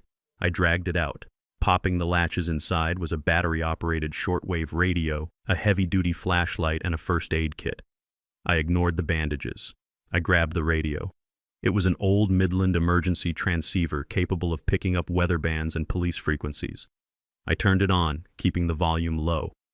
The static hissed in the silence of the room, a white noise that sounded like the storm outside. I reached for the landline phone on the desk, hoping against hope that I could just dial 911 and let the professionals handle this. I lifted the receiver. Silence. No dial tone. No hum. Just the dead weight of plastic. Gavin or Vanessa had cut the line outside. It was smart. It was thorough, but it was not enough. I looked at the radio in my hand, and then up at the wall where the panel for the house intercom system glowed faintly with a green LED light. The intercom, the new tone system I had installed in 1998. It was a hardwired system connecting every room in the house, and more importantly, it had external speakers on the front porch and the back patio. It ran on a separate backup battery loop independent of the main breaker I had cut. A plan formed in my mind, jagged and risky. But it was all I had. I grabbed a pair of wire strippers from my desk drawer. I pulled the intercom faceplate off the wall, popping the plastic clips I didn't need to see the wires I knew. Them. Red for power, black for ground, yellow for audio signal. I turned the volume on the shortwave radio all the way up, turning the tuning dial until I found a channel that was nothing but static and garbled interference. It sounded aggressive, chaotic. It sounded like a police scanner on a bad night. I stripped the yellow audio wire from the intercom and twisted it around the headphone jack of the radio. It was a crude connection, a jerry-rigged splice that would make any electrician cringe. But as the static suddenly blasted through the speakers in the study, I knew it worked. Now I had to be the actor. I pressed the all-call button on the intercom panel. This would broadcast whatever I said to every speaker in the house and every speaker outside, blasting it into the snowy night. I took a deep breath, closing my eyes, visualizing the police dramas I used to watch with Beatrice, visualizing the real cops I had seen on job sites controlling crowds. I lowered my voice, making it gravelly, stripping away the emotion, leaving only cold, hard authority. I keyed the microphone. This is dispatch to Unit 4 Alpha. We have a 10:33 in progress at the Collier residence. Neighbors report shots fired. Suspects considered armed and dangerous. I let go of the button, letting the static from the radio fill the silence for a few seconds, mimicking the squelch of a police channel. Then I keyed it again, pitching my voice slightly higher, changing the cadence, pretending to be a responding officer. Copy that, dispatch. We are approaching the perimeter now. I see a suspect in the backyard by the vehicle. Unit 2, take the east gate. Unit 3, block the driveway. Do not let them exit. I press the button for the external speakers, only channeling the sound directly to the backyard, directly to Gavin. This is the Adena Police Department. I boomed into the mic, my voice amplified and distorted by the cold speakers echoing off the trees. Step away from the vehicle. Drop your weapon and put your hands in the air. We have you surrounded. I held my breath. My heart was pounding so hard I thought it would trigger the intercom microphone. I moved to the window, peering through the slats of the blinds, looking out into the yard. The floodlights were off because I had cut the power, but the moonlight reflecting off the snow provided a ghostly illumination. I saw Gavin. He had stopped pounding on the truck. He was standing rigid, looking toward the front gate, looking toward the imaginary sirens. For a second he hesitated. He looked at the truck where his daughter was trapped. Then he looked at the dark woods surrounding the property. Panic is a contagion, and I had just injected him with a lethal dose. He didn't check the gate. He didn't call my bluff. He did exactly what a coward does when he thinks the law has arrived. He ran. He dropped the crowbar he had been using on the window. He turned and sprinted, not toward the woods but toward the house, toward the back door, toward Vanessa. He thought he could get inside, grab his wife, grab the car keys to the SUV, and maybe slip out through the garage before the imaginary perimeter closed in. Or maybe he just wanted to hide. He hit the back door handle, scrambling to get in, but it was locked. He banged on the glass, screaming for Vanessa, his voice lost in the wind. Let me in. Ness. They are here. The cops are here. Let me in. I watched him struggle, a pathetic figure in an expensive coat, terrified of a ghost army. I had conjured with a battery and a piece of wire, but the most important thing was the truck. It sat there silent and dark in the driveway. The glass was cracked, but it hadn't shattered. Chloe was still inside, terrified, but safe. The wolf had been chased away from the door. I slumped back against the desk, the adrenaline crashing, leaving me shaking. My shoulder throbbed, a reminder that this was far from over. I had bought time, maybe 2 minutes, maybe 5. Gavin would realize soon enough that there were no sirens, that no blue lights were flashing in the driveway. He would realize the house was dark and silent, and that the only police force here was a 72-year-old man with a head full of bad wiring and a heart full of vengeance. But now the dynamic had changed. They were both inside now, or trying to get in. Gavin would find a way. He would break a window or kick in a door, and when he did, he would be in my world. I disconnected the radio from the intercom, pushing the wires back into the wall. I didn't need the ruse anymore. I picked up the heavy flashlight, testing its weight. It was a maglite, solid aluminum, capable of cracking a skull just as easily as lighting a path. I had separated them. I had confused them. Now I had to finish them. I heard the sound of glass breaking at the back of the house. Gavin had smashed the patio door. He was in. I listened. The house was a labyrinth of shadows, and I was the Minotaur. I heard them meeting in the kitchen, heard their frantic whispers. "Where are they?" Gavin was hissing. "Where are the cops I don't see?" I done. "Lights!" I heard a voice on the radio. Vanessa sobbed. "He said they were at the gate. He said they had us surrounded." "We have to go," Gavin said. "We have to get the keys and go. We take your car. The SUV is blocked. Leave the brat." We run. Leave the brat. The words floated down the hallway, carried by the cold draft from the broken door. They seared into my brain, branding my soul. He was willing to leave his own daughter to freeze to death in a locked truck while he saved his own skin. I stood up in the darkness of the study, gripping the flashlight in my left hand and the heavy cast-iron skillet in my right. I wasn't feeling pain anymore. I wasn't feeling fatigue. I was feeling a cold, surgical precision. I stepped out into the hallway, moving toward the voices. "You are not going anywhere," I whispered to the darkness. I moved silently, my boots finding the silent spots on the floorboards I was hunting now. And the prey had just walked into the trap. I knew exactly where they would go. They would go upstairs to the master bedroom to find the safe, to get the cash and the passports they thought were there. They would come right past me. I pressed myself into the alcove under the stairs, blending into the shadows, becoming part of the architecture. I waited. I controlled my breathing, slowing my heart rate down, forcing the poison in my blood to wait, forcing the death hovering over my shoulder to take a step back. "Not yet," I told the Reaper. "Not until I am done." I heard their footsteps on the hardwood floor coming closer, hurried, chaotic. They were arguing, blaming each other, their voices rising in panic. "It was the old man," Gavin said. "He did this. He set us up. Where is he?" "He is hiding," Vanessa whispered. "He is hurt. He cannot be far." They were right. I wasn't far.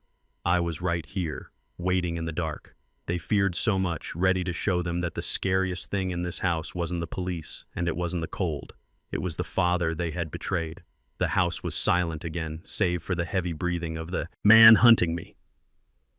Gavin was moving down the hallway now. He had abandoned the caution of a thief and embraced the aggression of a cornered animal. He was not looking for police anymore.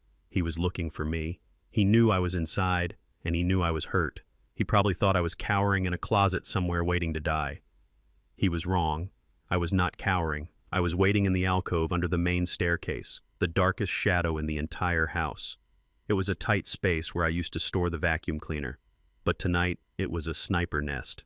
My hand was not empty.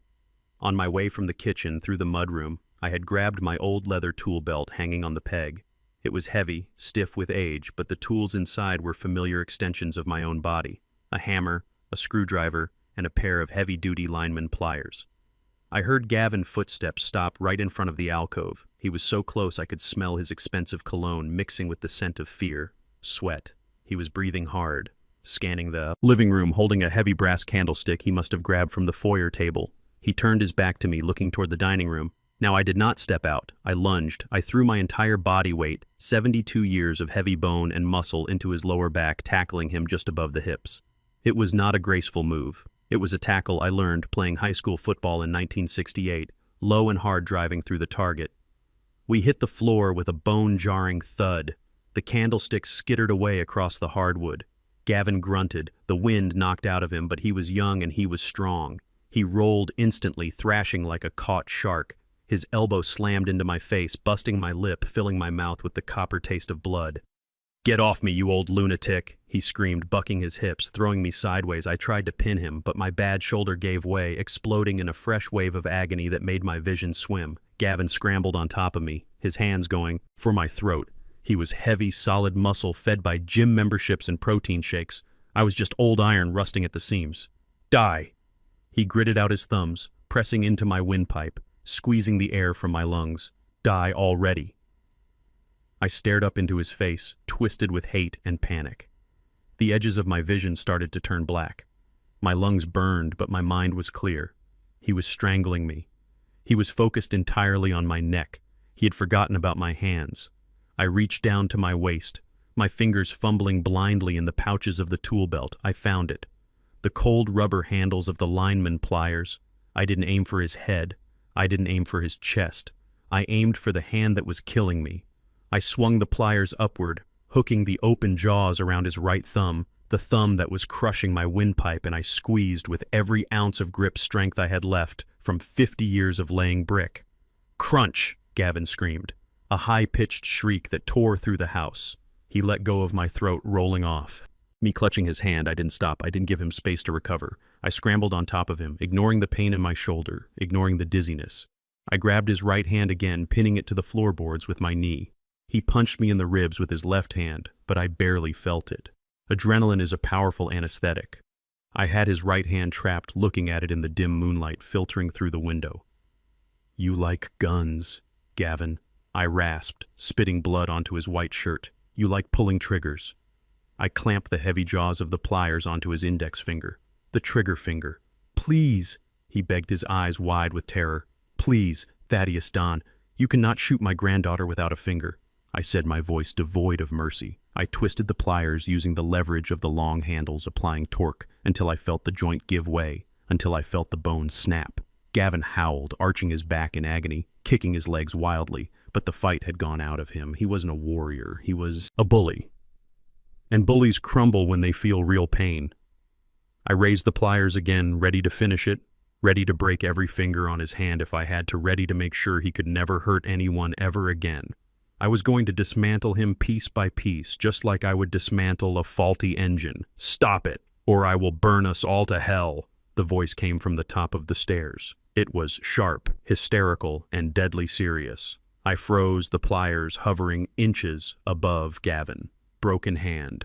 I looked up. Vanessa was standing on the landing, looking down at us. In one hand, she held the red jerry can I had left in the kitchen. In the other hand, she held a silver Zippo lighter, the flame already lit, dancing in the darkness. She was soaked in gasoline.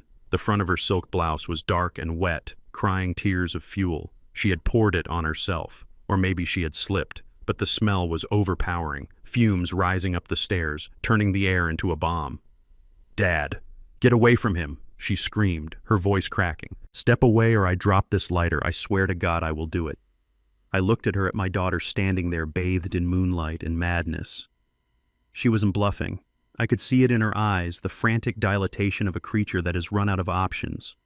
She knew she was going to prison. She knew the money was gone. She had decided that if she could have the house, no one would. "Vanessa, put the lighter down," I said, slowly climbing off Gavin, keeping my hands visible. I stood up, swaying slightly, my chest heaving. "Do not do this. I have nothing left," she sobbed, the lighter shaking in her hand, creating flickering shadows on the wall. "You took it all. You and your precious morals. You judge me. You always judged me. You think you are so perfect, so strong. Well, look at you now, begging me not to burn down your legacy. It is not about the house, Vanessa," I said, taking a cautious step toward the stairs. "It is about you. You are covered in gas. If you drop that, you die. Do you understand? You will burn." "I do not care," she shrieked, backing up toward the bedroom door. "I do not care anymore. Better to burn than to rot in a cell like an animal. I am not going to let you win, Dad. I am not going to let you see me in handcuffs." Behind me, Gavin was moaning, cradling his mangled hand, trying to crawl away. He didn't care about his wife. He didn't care about the house. He just wanted to get away from the pliers. I looked back at Vanessa. She was tilting the can, pouring more gasoline onto the carpet at her feet. The fumes were so thick I could taste them. One spark, just one slip of her thumb, and this entire house would go up like a Roman candle. And Chloe was still outside in the truck just 20 feet from the house. If the house exploded, the heat alone could kill her. I realized then that I couldn't fight her. I couldn't tackle her. I couldn't use the pliers on her. She was holding a nuclear trigger. "Okay, Vanessa," I said, raising my hands, surrendering for real this time. "Okay, you win. What do you want?" "I want you to sit down," she commanded, waving the lighter recklessly. "Sit down on the stairs right there where I can see you, and tell your friend outside to unlock the gate. We are leaving. We are taking the truck, and we are taking Chloe." "No," I said, instinct taking over. "Not Chloe. Take the truck. Take my wallet. Take anything." "But the girl stays." "Then we burn," she whispered. and her thumb moved on the lighter wheel. The flame grew larger. My heart stopped. She meant it. She was insane with grief and greed, and she was going to kill us all. I looked at the lighter, the small yellow flame that held the power of the sun. I looked at Gavin crawling like a worm. I looked at the walls. I had built the home I had made. I sat down heavily on the second step, the fight draining out of me. Not because I was beaten, but because I was terrified for my granddaughter. "Fine," I said, my voice hollow. "Fine. Take the truck. Just put the lighter out." Vanessa smiled. It was a triumphant, broken smile. She thought she had checkmated the king, but she forgot that. Even when a king surrenders, the game is not over until the pieces are off the board. "Gavin, get up," she yelled at her husband. "Get the keys from his pocket. We are leaving." Gavin struggled to his knees, clutching his broken hand, his face pale and sweating. He looked at me with pure hatred, but he was too afraid to come close. He skirted around the banister, keeping his distance, moving toward the stairs where I sat. I watched him come. I watched the lighter in Vanessa's hand, and I prayed for a miracle. I prayed for the wind. I prayed for anything, because I knew the moment they walked out that door with Chloe, I would never see my granddaughter again. But miracles don't always come from heaven. Sometimes they come from the mistakes of your enemies. Vanessa took a step forward to welcome Gavin, and her heel caught on the edge of the carpet where she had poured the gasoline. She stumbled. The lighter flew from her hand. Time seemed to slow down. I watched the silver Zippo flip through the air end over end, the small flame still burning, a tiny star falling toward the gasoline-soaked carpet. "No!" I shouted, lunging forward, not at Gavin, not at Vanessa, but at the flame. But I was too slow. The lighter hit the floor. Whoosh! The sound was like a jet engine igniting. The hallway upstairs didn't just catch fire. It exploded. A wall of blue and orange flame erupted instantly, separating Vanessa from me, separating the upstairs from the downstairs. The heat was instantaneous, searing my eyebrows. Vanessa screamed, disappearing behind a curtain of fire. I fell back down the stairs, shielding my face. The house, my masterpiece, was burning, and the war had just turned into a rescue mission. The wall of fire was a living, breathing monster separating me from the daughter I had raised. It roared with a hunger that terrified me, eating the oxygen in the hallway, turning the antique wallpaper into ash. But even over the roar of the flames, I could hear her screaming. It was not a scream of pain. It was a scream of pure, unadulterated hatred that burned hotter than the gasoline. "You never loved me, Dad." Her voice tore through the smoke, ragged and distorted. "You never looked at me the way you looked at your blueprints. You never touched me with the same care you used to lay those damn bricks. It was always the company. It was always the legacy. And then it was her." I coughed, shielding my face with my arm, trying to see through the orange haze. Vanessa was standing on the landing just beyond the reach of the flames, silhouetted like a demon. She wasn't running. She wasn't trying to escape. She was standing there, pouring out 40 years of poison. "Do not talk about her," I shouted back, my voice raw. "She loved you, Vanessa. She treated you like her own flesh and blood. She was not my mother." Vanessa shrieked, and the venom in her voice made me flinch. "She was just the help you decided to marry. She was the replacement you brought in because you couldn't handle raising me alone. You forced me to call her mom. You forced me to respect her. But she was just a barrier, Dad. A barrier between me and what was rightfully mine." The words hit me like physical blows, staggering me more than the heat. Beatrice was the woman who had sat up with Vanessa when she had chickenpox. Beatrice was the one who went to every parent-teacher conference because I was working double shifts to build the business. Beatrice was the one who defended Vanessa when she got expelled from boarding school. And this was how she was repaid, with a shovel and a lie. "You are ungrateful," I whispered to the smoke, realizing with a sickening jolt that the daughter I thought I knew was a fiction. She had been wearing a mask for decades, waiting for the right moment to take it off. Gavin was still on the floor at my feet, cradling his shattered hand, whimpering like a wounded dog. I reached down and grabbed him by the lapels of his expensive coat, hauling him up, pushing him against the wall away from the heat of the stairs. "Tell me," I snarled into his face, ignoring the pain in my shoulder. "Tell me why you did it. Tell me why you killed the only woman who ever defended you against me." Gavin looked at me, his eyes wide and wet with tears of pain and terror. He looked at the fire, then back at me. He knew it was over. He knew the lies wouldn't work anymore. "We owe money, Thaddeus," he sobbed, snot running down his nose. "We owe so much money." "How much?" "5 million, Gavin choked out. The number hung in the air, heavy and impossible. $5 million. I stared at him stunned. I knew Gavin was a mediocre businessman, but 5 million? How do you lose $5 million without buying a building or a jet? "Gambling," I asked, shaking him. "Crypto," he whispered, closing his eyes. "Crypto and leverage. We thought it was a sure thing. We bet everything. We leveraged the house. We leveraged Vanessa, trust fund. We borrowed from people. You do not say no to. Thaddeus. They gave us a deadline. 3 days. We had 3 days to come up with the money, or they were going to kill us. I let go of him. Letting him slide down the wall, I felt sick, not from the smoke, but from the sheer stupidity of it all. They had murdered Beatrice because of a digital gambling addiction. They had buried my wife in the frozen ground because they played with money they didn't have on things. They didn't understand. "You killed her for nothing," I said, my voice sounding hollow even to my own ears. "You killed a human being for $5 million of debt.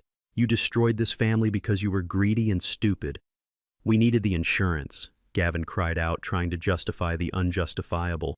"We needed your life insurance policy, the double indemnity clause for accidental death, and Beatrice inheritance. Vanessa said it was the only way. She said you were old anyway. She said you had lived long enough." I looked up at the landing through the flames. Vanessa was gone, forced back by the heat, retreating into the master bedroom. But her words and Gavin's confession hung in the air, suffocating me. She said, "I had lived long." Enough.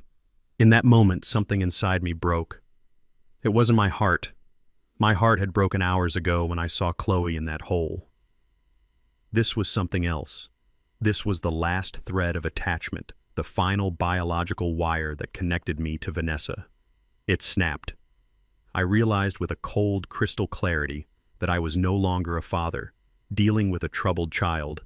I was a man dealing with a predator. The little girl in pigtails who used to ask for ice cream was dead.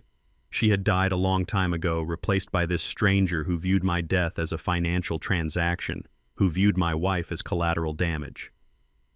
I looked at Gavin, huddled on the floor, clutching his hand. He was pathetic, weak, a follower.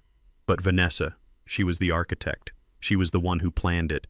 She was the one who poured the poison. She was the one who lit the fire. "I am not your father anymore," I whispered to the burning house. "I am just the executioner." I turned to Gavin, gripping the cast iron skillet again. My eyes were dry. The tears had evaporated in the heat. "Get up," I ordered him. "Get up and move toward the kitchen." He scrambled up, terrified of the skillet, terrified of the fire, terrified of me. "Where are we going?" "We are going to the basement," I said, shoving him forward. "You are going to help me turn the water back on." The fire was spreading fast, licking at the ceiling, turning the drywall black. I knew the structure of this house. I knew I had maybe 10 minutes before the main support beams were compromised, but I wasn't going to let it burn down. Not yet. I had built this house to last, and I was going to let them destroy it that easily. But more importantly, I needed to trap Vanessa. She had retreated to the master bedroom. The windows there were reinforced security glass, impossible to break without a tool. She was trapped upstairs. I shoved Gavin through the darkness toward the basement door. I didn't care about saving him. I didn't care about his debt. But I needed him for one last thing. Beatrice had raised a monster, and I had been too busy working to notice the scales growing over her skin. But tonight I saw her clearly for the first time. And as I descended into the dark basement, pushing her accomplice ahead of me, I made a promise to the ghost of my wife. I would not let the monster win. I would not let her take the money. I would not let her take the house. And I would certainly not let her take my granddaughter. The time for mercy was over. It was time for a correction.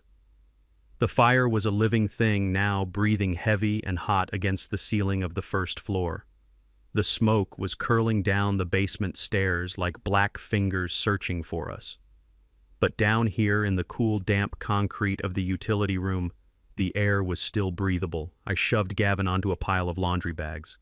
He didn't fight me. He was broken, clutching his mangled hand, rocking back and forth, murmuring to himself like a child. I looked up at the ceiling, listening to the frantic footsteps of my daughter above us. She was trapped on the second floor, cut off from the stairs by the wall of flames she had ignited. Her coughing was jagged and wet, echoing through the ventilation ducts. She was running out of air, and she was running out of time. "Dad," she screamed, her voice muffled by the floorboards. "Dad, help me. It is hot. It is so hot." I stood there in the dark, leaning against the water heater, trying to catch my breath. My shoulder felt like it was filled with broken glass, every heartbeat sending a fresh wave of nausea through my body, but I couldn't collapse. Not yet. I had one last structure to build, one last trap to spring. Vanessa was going to die up there if she stayed in the hallway. The fire would consume the oxygen and she would suffocate long before the flames touched her. Part of me, the part that had held her when she was a baby, wanted to rush up there and throw a blanket over her. But the other part, the part that had seen Beatrice lying under that blue tarp, knew that justice had to be served, and justice isn't about revenge. It is about containment. I needed to get her into the panic room. When I built this house 20 years ago, I designed the master study not just as an office, but as a fortress. It had reinforced walls, a separate ventilation system, and a heavy steel fire door hidden behind wood paneling. It was designed to keep people out, but like any good engineer, knows a door that locks from the inside can also be locked from the outside, if you know the code. I dragged myself to the bottom of the stairs, cupping my hands around my mouth, yelling up into the smoke-filled abyss. "Vanessa, listen to me. Go to the study. Go to the office. The door is fire-rated. It is the only safe place left." I heard her scrambling footsteps stumbling toward the master suite. She was desperate, looking for any sanctuary. "I am in," she choked out, coughing violently. "The smoke is coming under the door." "What do I do, Dad? What do I do?" I closed my eyes, leaning my forehead against the cool concrete wall. This was it, the final lie, the lie would save her life, but cost her freedom. "The safe," I shouted, my voice booming up the stairwell. "The money is in the safe, Vanessa. All of it, the cash, the bonds, the diamonds I took from the deposit box. It is all in the wall safe, behind the painting. Open it. Take it. It is yours. Just stay in the room." The sobbing above stopped instantly. It was terrifying how quickly the promise of wealth could override the fear of death. The coughing subsided, replaced by a sudden sharp focus. "What is the code?" she yelled back. Her voice was clearer now, eager. "The code. Dad. Give me the code." I hesitated. The code wasn't a number. It was a memory, and giving it to her felt like betraying that memory one last time. But I had to do it. I had to get her to touch that keypad. "It is your mother's birthday," I said, my voice cracking slightly. "Not Beatrice, your real mother. Her birthday. Month, day, year." There was a silence above. A heavy, pregnant silence followed by the sound of a painting being ripped off the wall and thrown to the floor. I pictured the safe in my mind. It was a Titan Defender, a custom model I had installed myself. It looked like a standard digital safe, but it was wired into the house's central security grid, giving it capabilities that most residential units never have. It had a battery backup that could last for weeks, and it had a duress protocol. If you entered the standard code, the safe opened. But if you entered the secondary code, the code I had just given her, the safe didn't open. It went into lockdown. I heard the beeps of the keypad filtering down through the floor, 1, 2, 3, 4, 5, 6. I held my breath, standing in the darkness of the basement, waiting for the mechanism to engage. Up in the study, Vanessa was punching in the numbers of the woman who gave birth to her, the woman whose memory she had dishonored by turning into a monster. She probably thought she was seconds away from millions of dollars.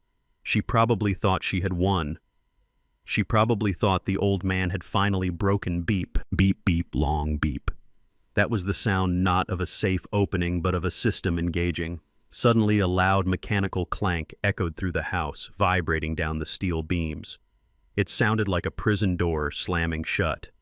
"What is that?" Vanessa screamed. Her voice was suddenly filled with a new kind of terror, panic rising an octave. The safe did not open. Dad. What happened? The door. The office door. It is moving. I knew exactly what was happening.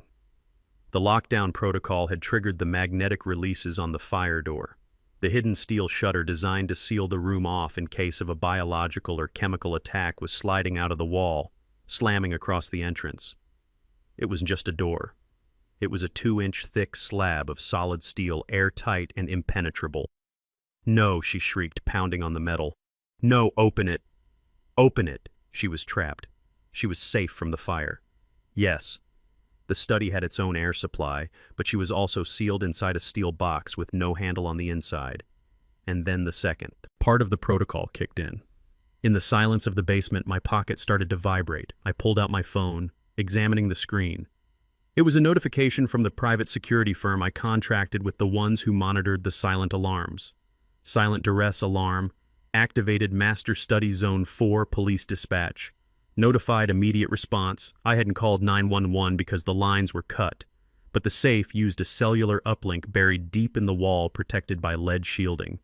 It sent a signal that no wire cutter could stop. And because it was a duress alarm, the police weren't coming to check on a noise complaint. They were coming for a hostage situation. I looked at Gavin. He was staring at me, his face gray with shock. He heard the metal door slam upstairs. He heard his wife screaming, muffled now by layers of steel and insulation. "What did you do?" he whispered, horror dawning in his eyes. "What did you do to her?" I walked over to him, looming over his cowering form in the darkness. I gave her exactly what she wanted, Gavin, I said, my voice flat and cold. She wanted the inheritance. She wanted to be safe and secure. She wanted to be untouchable. Well, now she is. She is locked in a room with the family fortune, and she cannot spend a dime of it. Vanessa was still pounding on the door upstairs, a rhythmic, dull thumping that sounded like a heartbeat failing. She was screaming for me, begging me to open it, promising she would change, promising she would be good, but I knew better. You cannot fix a foundation that is rotten to the core. You can only condemn the building. I sat down on the bottom step of the basement stairs, listening to the roar of the fire above and the screams of my daughter fading into exhaustion. The heat was getting intense down here. The smoke was starting to layer near the ceiling. We had to move soon. We had to get out before the floor collapsed. But for a moment, I just sat there, gripping my aching shoulder, letting the tears finally fall in the darkness. I cried for the little girl who used to sit on my knee. I cried for the woman she could have been. I cried for the wife I had lost. And I cried because I knew that the man who walked out of this basement tonight would never be the same. Thaddeus the builder was dead. Thaddeus the survivor had just been born. I stood up, wiping my face with a soot-stained glove. I grabbed Gavin by the collar of his coat, hauling him to his feet. "Come on," I said roughly, dragging him toward the basement walkout door, the back exit, the one leading to the yard. "Where are we going?" he stammered, stumbling after me. "We are going to wait for the police," I said, pushing him toward the cold night air. "And while we wait, you are going to tell me everything about this debt, every name, every number, every dirty secret, because if you leave anything out, I will throw you back inside." I kicked the basement door open. The cold air hit us like a physical blow, cleansing the smoke from my lungs. We stepped out into the snow, the orange glow of the burning house illuminating the backyard. I looked up at the window of the master study. It was dark behind the security glass. Vanessa was in there looking out, seeing us standing in the snow. She was banging on the glass, mouthing words I couldn't hear. I turned my back on her. I walked toward the driveway, toward the truck where my granddaughter was waiting. I had one more rescue to make. And this time, I wasn't going to fail. The cold night air hit us like a physical blow as we stepped out of the basement. The snow was illuminated by the inferno raging upstairs. The master bedroom window was glowing a terrifying orange against the black sky. Vanessa was trapped in the study, safe for now. But the house, the legacy I had built with my own hands, was dying. It was cracking and popping as the fire ate through the dry timber framing. But I did not have time to mourn wood and plaster. My war was not over. Gavin was stumbling ahead of me in the snow. He was holding his crushed right hand against his chest, his expensive coat stained with soot and blood. He looked broken. He looked defeated. I thought the fight was gone from him. I thought he was just waiting for the handcuffs. But I forgot the first rule of dealing with vermin. A rat is most dangerous when it sees a way out. We were halfway down the driveway when the sirens started. Not the fake ones. I had played over the intercom, but real ones. distant wailing banshees cutting through the winter wind coming from the highway. The silent alarm from the safe had done its job. The cavalry was coming, but the sound did not make Gavin surrender. It triggered something primal in his reptile brain. He stopped dead in his tracks. He looked at the flashing blue lights reflecting off the low clouds in the distance. Then he looked at the truck. My Ford F-150 was sitting there dark and silent, a fortress of steel amidst the snow. Chloe was inside, locked in the passenger seat, watching the house burn, watching her grandfather march her father out into the cold. Gavin's head snapped toward me. His eyes were wide, wild, devoid of humanity. He realized he was going to prison for life. He realized there was no talking his way out of this. The money was locked away. The wife was dead. The house was burning. He had nothing left to lose. "Give me the keys," he screamed over the wind, extending his good hand. "Give me the truck keys, Thaddeus." I stood my ground, reaching into my pocket, gripping the keys tight. "You are not going anywhere, Gavin. It is over. Sit down in the snow and wait." "No," he shrieked, spitting saliva and blood. "No, I am not dying here." And then he ran. He did not run at me. He ran at the truck. My heart hammered a warning against my ribs, a sharp, jagged pain that stole my breath. It was the poison. It was the stress. It was 72 years of gravity trying to pull me down. But I forced my legs to move. I forced my boots to churn through the deep snow. I was running a race I could not win against a man 30 years younger than me, but I had to try because the prize was my granddaughter's life. Gavin reached the truck first. He didn't try the handle. He knew it was locked. He didn't ask Chloe to open it. He was past asking. He reached into his coat pocket with his left hand and pulled out a knife. It was a tactical folding knife with a serrated black blade, the kind he bought to look tough when he went camping once a year. He flicked it open. "Gavin!" "No," I roared, my voice tearing at my throat. He didn't listen. He grabbed the side mirror of the truck with his broken hand, screaming in pain, but using the leverage to pull himself up. He swung the knife handle, hammering the heavy metal pommel against the passenger window. Crack!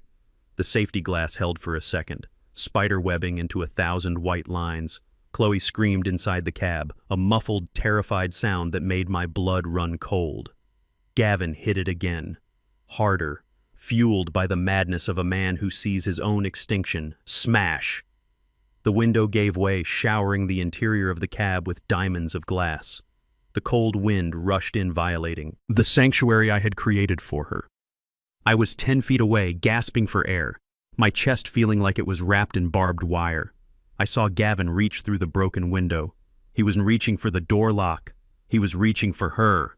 "No, Grandpa!" Chloe screamed, her voice high and piercing. "Help me!" Gavin grabbed her by the hood of her pink winter coat. He yanked her violently, dragging her small body over the center console, pulling her through the broken window glass, shards tearing at her clothes. "Let her go!" I shouted, stumbling forward, my legs heavy as lead. "Let her go, Gavin. She is your daughter." He didn't care. He hauled her out of the truck, dropping her into the snow. She scrambled, trying to run to me, but he was faster. He grabbed her hair, pulling her back, jerking her head up. I stopped 5 feet away, freezing in place because I saw the glint of steel. Gavin was on his knees behind her, his chest heaving, his breath coming in white clouds. He had his left arm wrapped around her neck, choking her, pulling her back against his chest, and in his left hand, pressed tight against the soft skin of her throat, was the knife. The blade was steady, the hand holding it was shaking, but the edge was sharp enough to kill in a heartbeat. "Stay back!" he screamed, his voice cracking, his eyes darting between me and the approaching sirens. "Stay back or I will cut her. I swear to God, Thaddeus, I will open her up."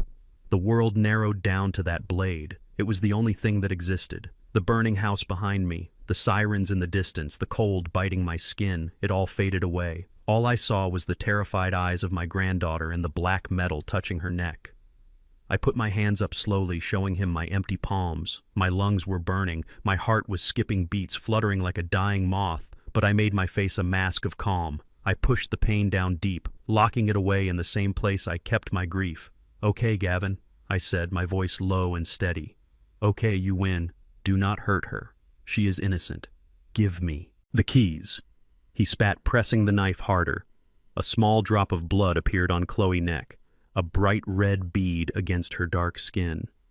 It was the most horrifying thing I had ever seen. I reached into my pocket slowly, very slowly.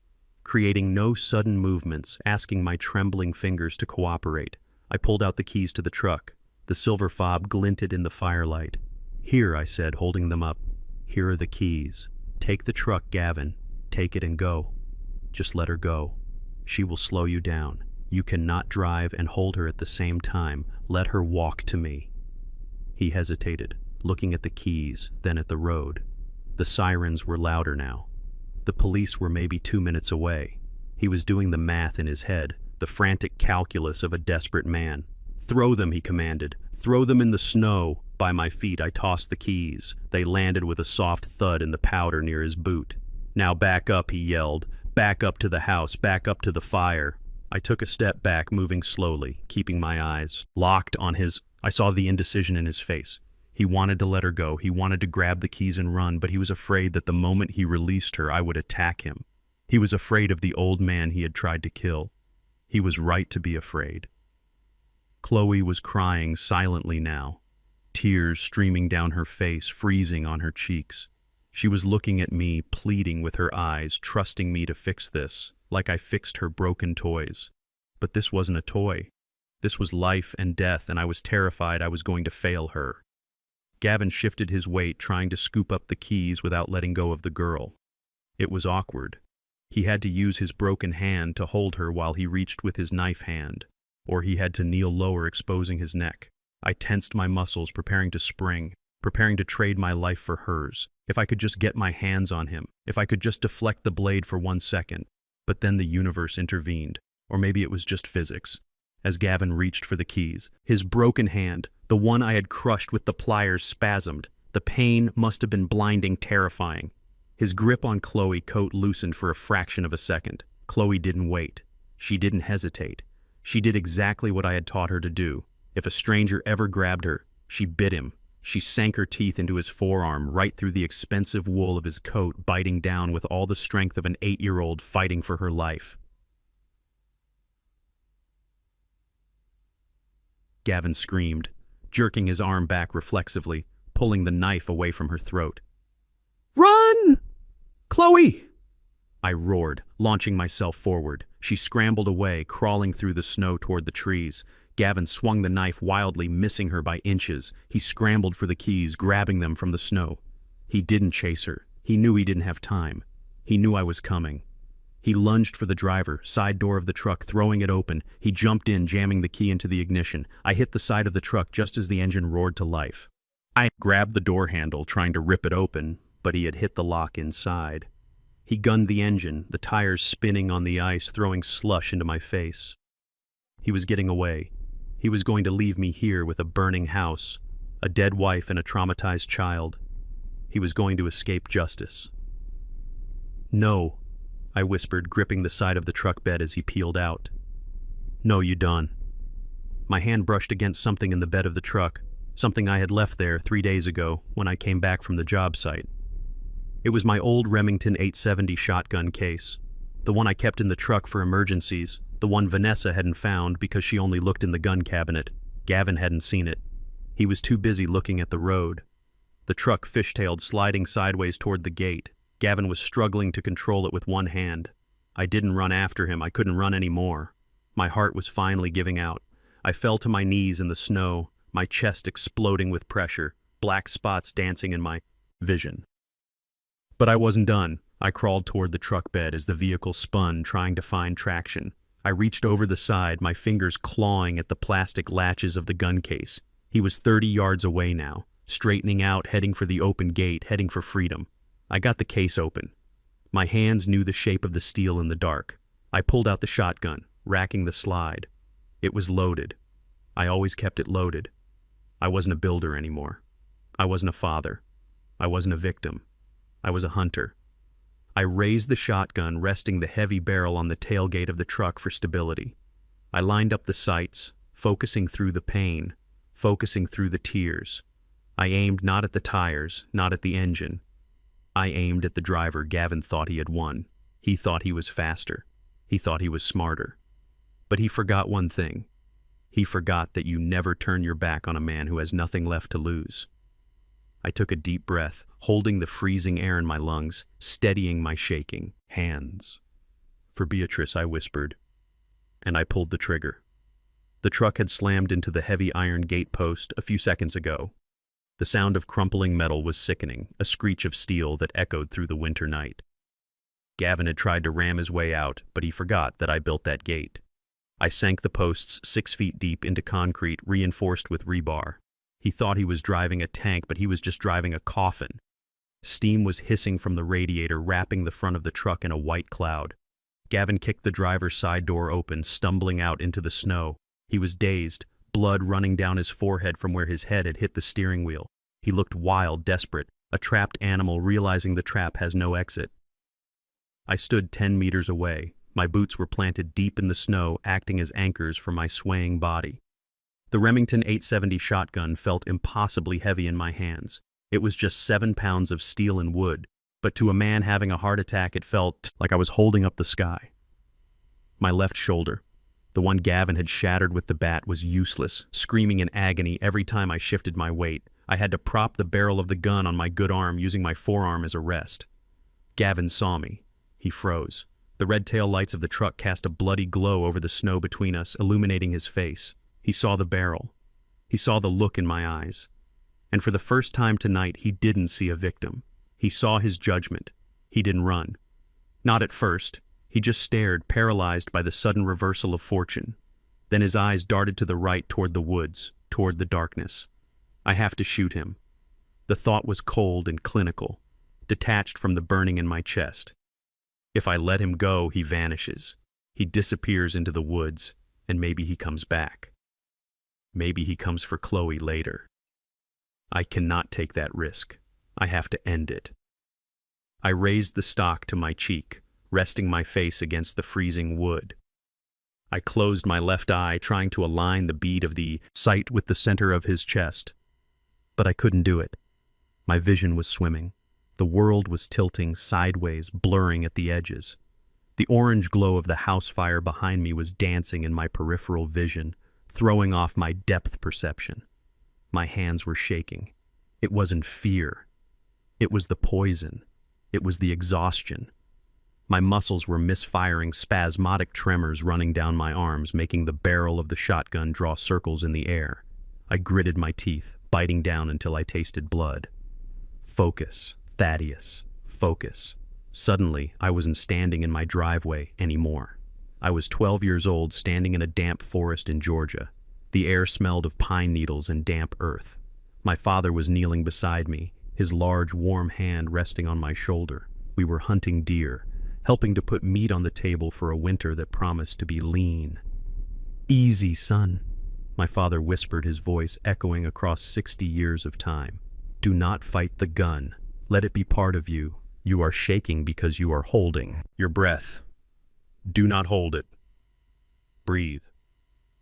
I inhaled sharply, the freezing Minnesota air filling my lungs, stabbing at my ribs. "Breathe out," my father said slowly, gently. "Now wait for the pause. The empty space between the exhale and the inhale. That is where you find the stillness and the heart. Thaddeus, listen to your heart. Do not pull the trigger when it beats. Pull it in the silence between the thumps." I listened inside my own chest. My heart was not beating in a rhythm anymore. It was fluttering, a chaotic bird trapped in a cage. Thump, thump, thump, pause, thump, thump. I needed that pause. I needed that split second of silence. Gavin turned. He started to run, scrambling over a snowbank, moving toward the tree line. He was 10 meters away, then 12, then 15. I exhaled, a long, ragged breath that steamed in the air. The world seemed to slow down. The wind faded. The roaring of the fire dampened. Thump. I waited, tracking his moving form with the swaying barrel. Thump. My vision cleared for a microsecond, a tunnel of clarity in the gray. Thump. Silence. I squeezed the trigger. Boom! The recoil was brutal. It kicked into my bad shoulder like a mule, slamming me backward. The pain was so intense it blinded me for a second, a white-hot flash that severed my connection to reality. I dropped to my knees in the snow, the shotgun falling from my numb fingers. I gasped, clutching my chest, waiting for the darkness to take me, waiting for my heart to finally stop, but it didn't. It gave a hard, painful lurch and kept beating. I opened my eyes, blinking through the tears and the smoke. I looked toward the tree line expecting to see Gavin lying face down in the snow, a red stain spreading around him. But Gavin was still standing. I had missed. The slug had gone wide, pulled high, and to the left by my shaking hands. Gavin had stopped running. He was standing there looking back at me, checking his body, realizing he was alive. A slow, twisted smile started to spread across his bloody face. He started to laugh a manic high, pitched sound. "You missed, old man," he screamed, pointing a shaking finger at me. "You missed. You are finished." He turned to run again, confident now, knowing I was empty, knowing I was broken, but I hadn't missed everything. Behind Gavin, looming over the path he was trying to take, was the old oak tree. It was a massive, ancient thing that had been dead for 2 years. I had meant to cut it down last summer, but Beatrice asked me to leave it. She said the owls liked to nest in the hollow trunk. It was dry, brittle, and heavy with ice from the storm. The 12-gauge slug hadn't hit Gavin, but it had slammed directly into the main fork of that dead tree, hitting the precise spot where the rot was deepest. The kinetic energy of the heavy lead slug shattered the dry wood, acting like a wedge. Crack! The sound was louder than the gunshot. It sounded like a clap of thunder right above our heads. Gavin stopped looking up. The massive branch, thick as a man's torso and heavy with ice, sheared off from the trunk. It fell. In slow motion, a dark hammer dropping from the sky, Gavin tried to dive. He tried to scramble sideways, but deep snow is not forgiving. Thud. The earth shook. The branch landed directly across his legs and lower back, pinning him instantly to the frozen ground. The impact drove the air from his lungs with a wet grunt. Ah! The scream that followed was not the scream of a bully. It was the scream of a man being broken. Gavin thrashed, clawing at the snow, trying to push the massive weight off his body. But the branch was immovable. It was nature. Judgment pinning him down. I sat there on my knees watching him struggle, watching the snow turn red around him, not from a bullet but from the consequences of his own escape path. I did not feel joy. I did not feel triumph. I just felt a deep, exhausting relief, Grandpa. The voice was small, terrified, coming from the truck. I turned my head. Chloe was climbing out of the broken window. She fell into the snow, scrambling up, running toward me, her pink coat flapping in the wind. "Chloe," I rasped, holding out my good arm. She didn't look at her father screaming under the tree. She didn't look at the burning house. She ran straight to me, diving into my chest, burying her face in my coat. I wrapped my arm around her, holding her tight, smelling the smoke in her hair, feeling her small heart beating against mine. "I got you, baby," I whispered, rocking her back and forth in the snow. "I got you. You are safe." We sat there huddled together in the driveway, illuminated by the headlights of the crashed truck and the glow of the fire. The sirens were close now, deafeningly close. Blue and red lights began to dance across the snow, reflecting in the tears on my cheeks. I looked over at Gavin one last time. He had stopped screaming. He was just whimpering now, pinned by the tree. I had meant to cut down, watching the police cruisers turn into the driveway. My father was right, I thought, closing my eyes and resting my chin on Chloe's head. You have to wait for the silence, but sometimes God aims the gun for you. The sirens were getting louder, cutting through the winter night like knives, but they were still a mile away, struggling through the unplowed roads. For the next few minutes, there was no law on this property except the law of gravity and the law of Thaddeus Collier. I looked down at Gavin. He was still pinned under the massive oak branch, whimpering in the snow. The impact had broken his leg. I could tell by the unnatural angle of his shin bone tearing through his trousers. But he was alive. He was conscious. And he was looking at me with the eyes of a man who expects mercy simply because he is begging for it. "Help me," he choked out, reaching toward me with his good hand. "Get it off me. Thaddeus, please, my leg. It is broken." I did not move the branch. I did not call for medical aid. I turned to Chloe, who was still clinging to my coat, shivering not from the cold but from the shock of having a knife held to her throat. "Chloe, listen to me," I said, my voice soft but firm. "Need you to go sit in the back of the ambulance when it gets here, but right now I need you to look at the moon. Can you do that for Grandpa? Look at the moon and count the stars. Do not look down. Do not look at your father." She nodded. her big eyes filled with trust. She turned her back on the carnage, staring up at the cloudy sky, trying to find light in the darkness. I turned back to Gavin. I reached into the tool belt that was still strapped to my waist and pulled out a bundle of heavy-duty zip ties, the kind we used on construction sites to bundle rebar, the kind that do not break. I knelt down in the snow beside him. "What are you doing?" Gavin stammered, trying to pull away. I grabbed his hands, forcing them behind his back. He screamed as I wrenched his broken finger, but I didn't stop. I cinched the zip tie tight, hearing the plastic zip sound that signaled the end of his freedom. Then I did the same to his ankles, binding them together. Then I grabbed the branch pinning him. I put my good shoulder under it and heaved. It was heavy, soaked with water and ice, but adrenaline is a powerful thing. I lifted it just enough for him to slide out. He scrambled backward, dragging his broken leg, crying out in agony. He thought I was freeing him. He thought the nightmare was over. "Thank you," he gasped, lying on his back, panting. "Thank you, Thaddeus. I knew you wouldn't let me die." "Get up," I said. He looked at me confused. "I cannot walk. My leg. Drag yourself." Then I ordered, pointing toward the backyard, pointing toward the floodlights that had flickered back on as the backup generator finally cycled through its emergency restart. The yard was illuminated again, revealing the scene of the crime, the 2 holes in the ground, the blue tarp. "Where are we going?" Gavin whispered, terror creeping back into his voice. "We are going to visit your wife," I said. I reached down and grabbed the collar of his coat. I didn't wait for him to crawl. I dragged him across the snow, his broken leg trailing behind him, leaving a furrow in the white powder. He screamed, begging me to stop, begging for the police, but I was deaf to his pleas. We reached the holes. The first hole was the small one, the one he had forced my 8-year-old granddaughter to dig, the one intended for her small body. I looked at it, and I felt a fresh wave of hatred so pure it almost blinded me. Then we reached the second hole, the one covered by the blue tarp. I dropped Gavin in the snow beside it. He tried to crawl away, but his bound legs held him fast. He lay there looking at the tarp, looking at the shape beneath it. "Open it," I said. "No," he sobbed, shaking his head. "No, please. I cannot." I reached down and ripped the tarp away. Beatrice was there, lying exactly as I had found her. The frost had settled on her face, making her look like a statue carved from diamond. Her eyes were closed, her expression peaceful, despite the violence of her death.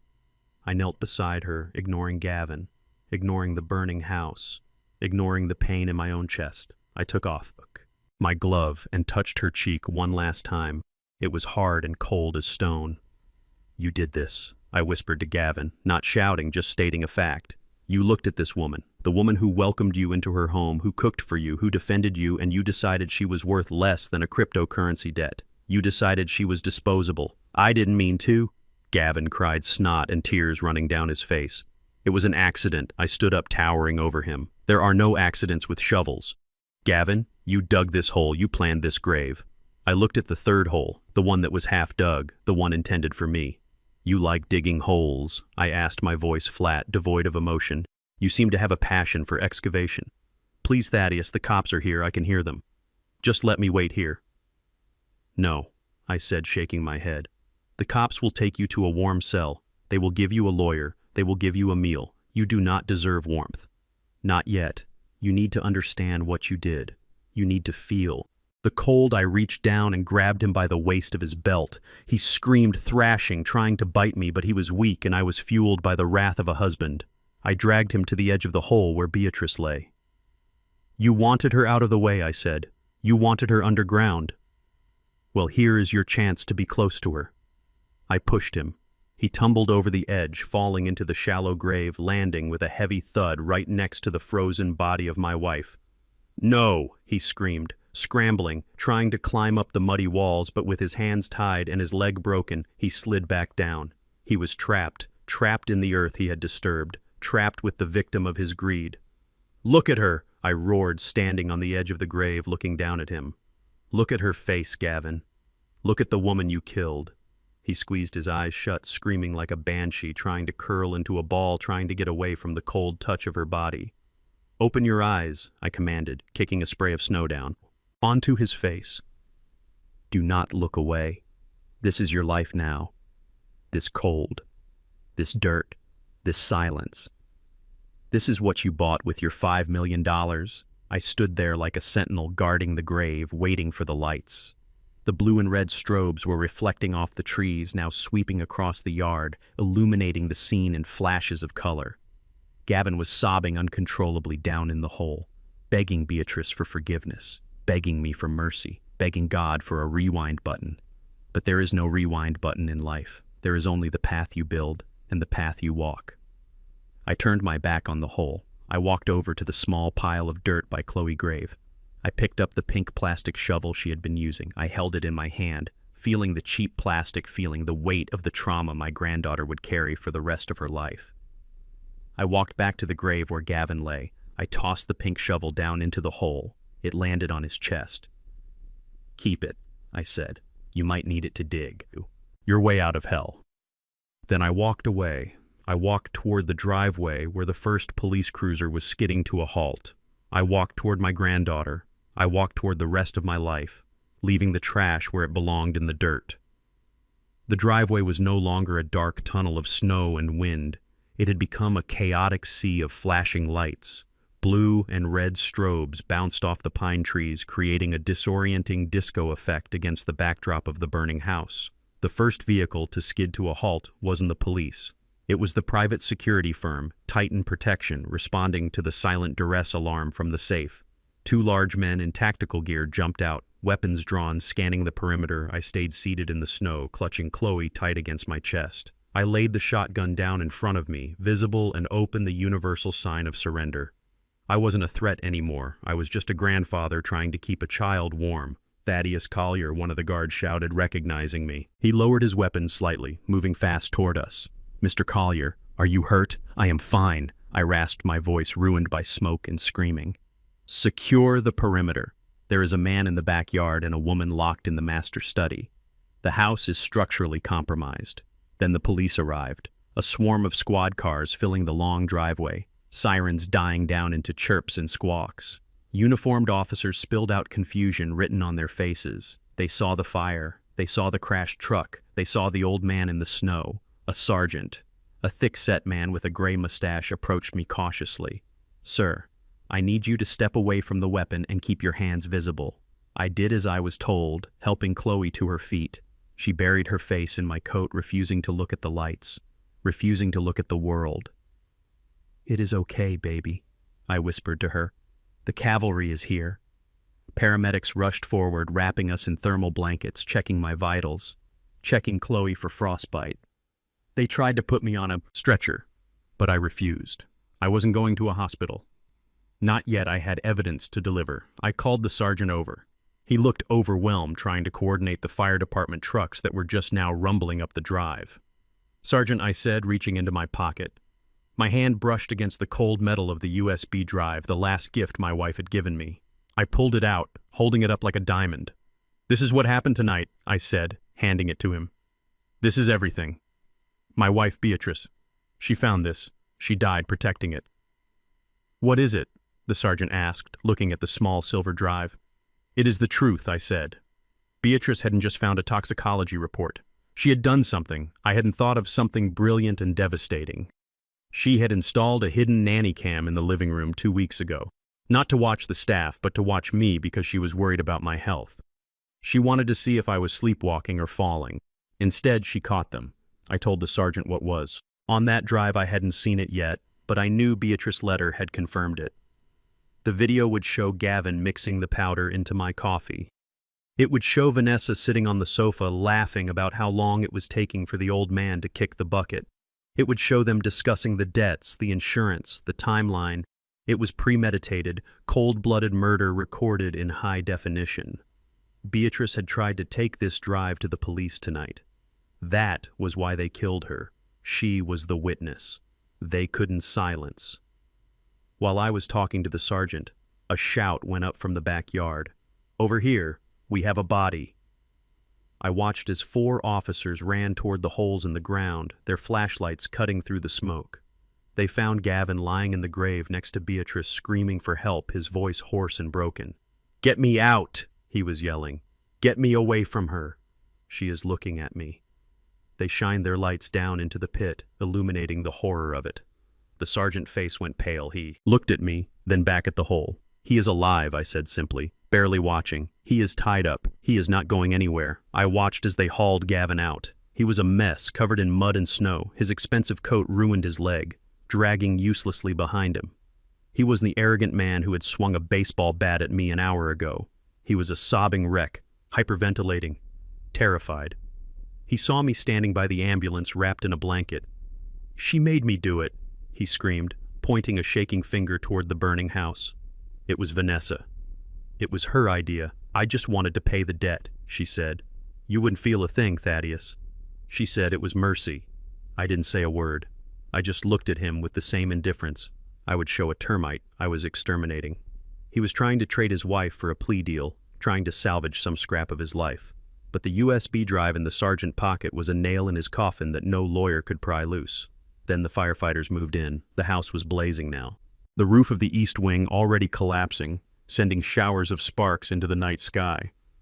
But the master study was built like a bunker. It was holding. The fire crews brought out the heavy tools, hydraulic spreaders and saws, intending to breach the external wall of the study from the balcony ladder. I watched them work, sparks flying as the saw bit into the security shutters. It took them 20 minutes to cut through. 20 minutes where Vanessa sat inside that steel box, listening to the fire, listening to the sirens, wondering if she had won or lost. When they finally popped the door open, a cloud of smoke billowed out, followed by a figure stumbling into the lights. It was Vanessa. She was covered in soot. Her hair singed, her silk blouse torn. But she was alive. She didn't look relieved to be rescued. She looked furious. She scrambled down the ladder, helped by a firefighter. And the moment her feet touched the ground, she started scanning the crowd, looking for someone to blame. "Where is he?" she shrieked, pushing the medic away. "Where is that old bastard?" She saw me standing by the ambulance, holding Chloe's hand. "He tried to kill me!" she screamed, running toward the police officers, waving her arms frantically. "Arrest him! He locked me in there. He set the fire. He has dementia. He is crazy. He killed Mom." She was performing, putting on the show of her life, crying fake tears, playing the victim card with the skill of a seasoned actress. She thought she could spin this. She thought she could use my age and my medical condition against me one last time. The sergeant stepped in front of her, blocking her path. "Vanessa Collier," he said, his voice hard and professional. "Yes," she panted, nodding eagerly. "Yes, that is me. Thank God you are here. He is dangerous. Officer, you have to take him away. He has a gun." The sergeant didn't look at me. He looked at her, staring deep into her eyes, looking for a soul and finding only a calculator. "You are under arrest for the murder of Beatrice Collier and the attempted murder of Thaddeus Collier. You have the right to remain silent." Vanessa froze. The act dropped. The mask slipped, revealing the ugly, terrified reality underneath. "What?" she whispered, stepping back. "No, you do not understand. He is the one who—" "We have the drive, ma-am."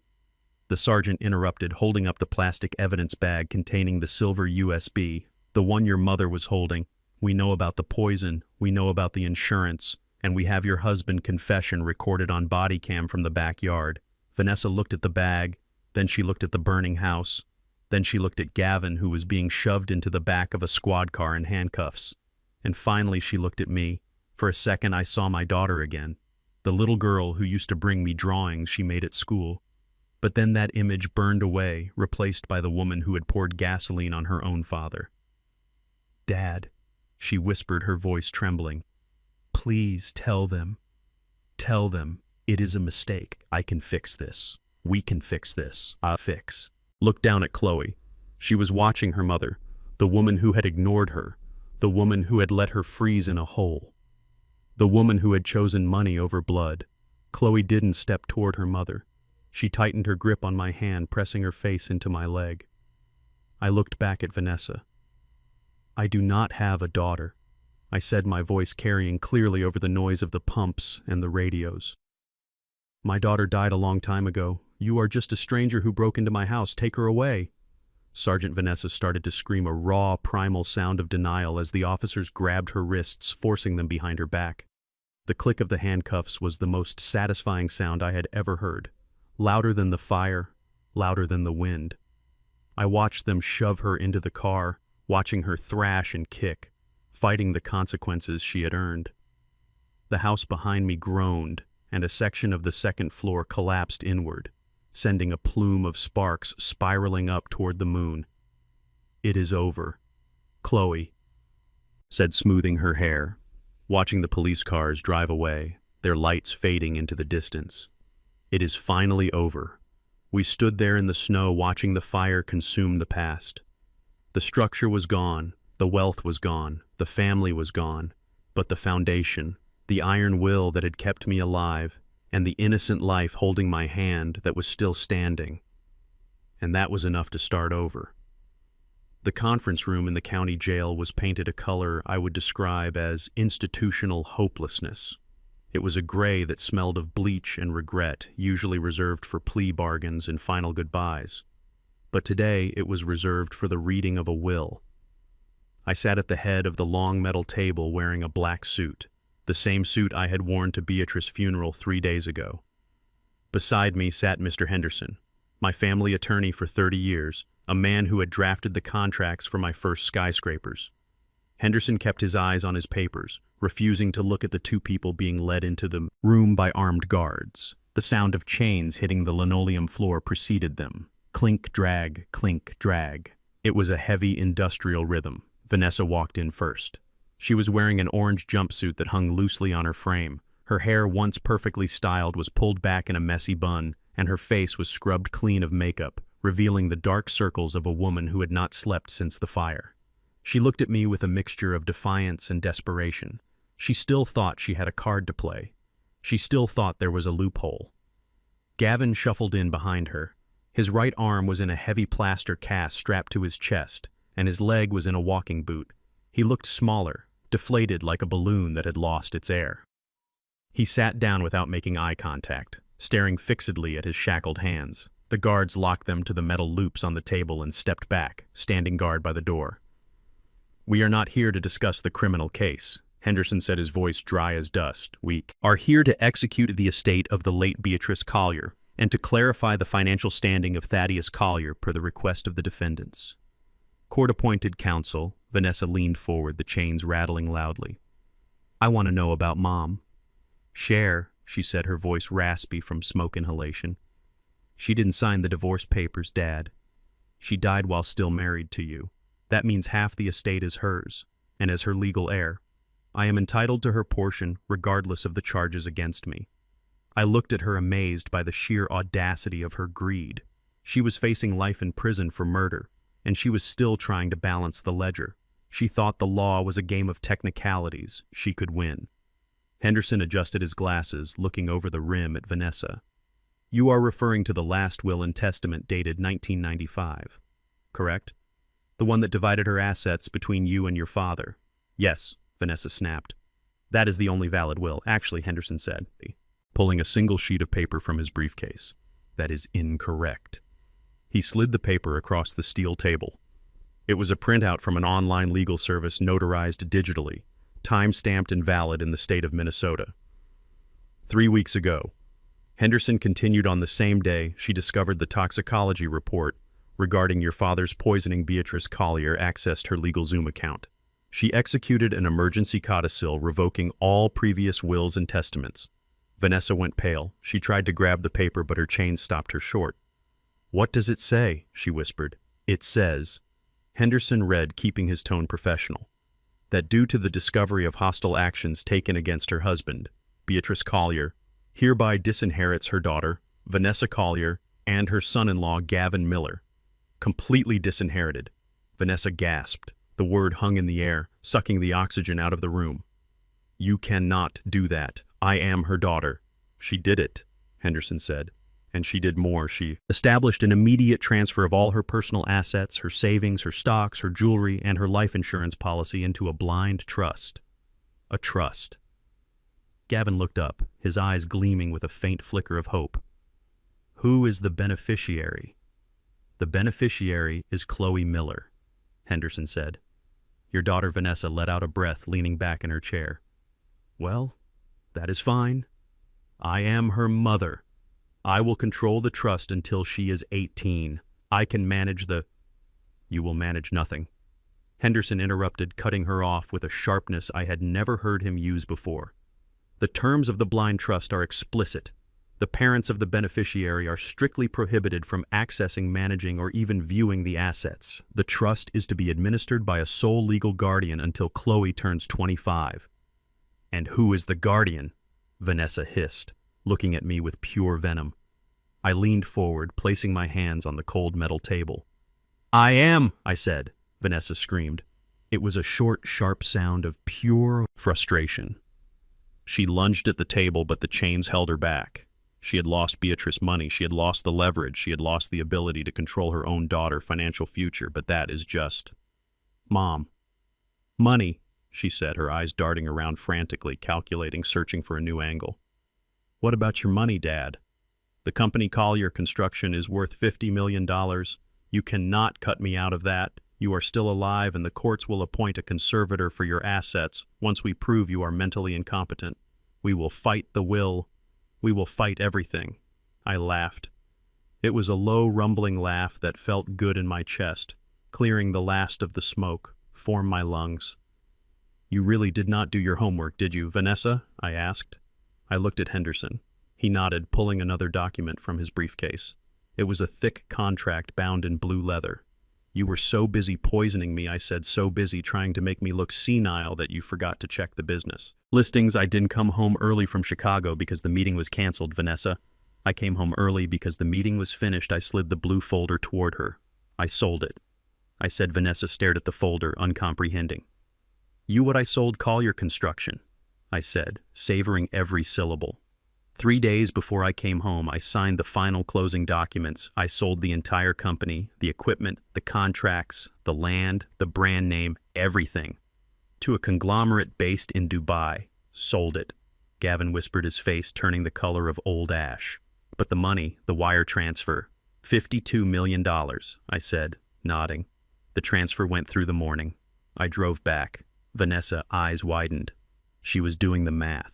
She was realizing that the company she had hated, the company she claimed stole my attention, was now just a pile of liquid cash, and she thought she knew where that cash was. The safe. She breathed. Her eyes lit up with a manic gleam. The safe in the study. The one I was locked in. The money was in there, wasn't it? That is why you locked me in. You wanted to taunt me. I shook my head slowly, giving her a look of pity. You really think I would keep $50 million in a wall safe? Vanessa, you think I am that stupid?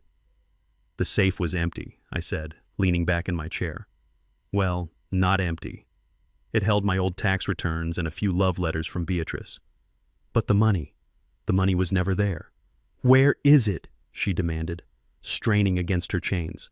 Where is the money? Dad, you cannot hide it. I didn't hide it, I said. I gave it away. The silence in the room was absolute, vivid, and heavy. You gave it away, she whispered, her voice trembling. Every cent, I said, looking her dead in the eye. The morning the sale closed, I established a philanthropic endowment, the Thaddeus and Beatrice Collier Foundation. Do you want to know what the foundation supports? I waited, letting the question hang there, letting her sweat.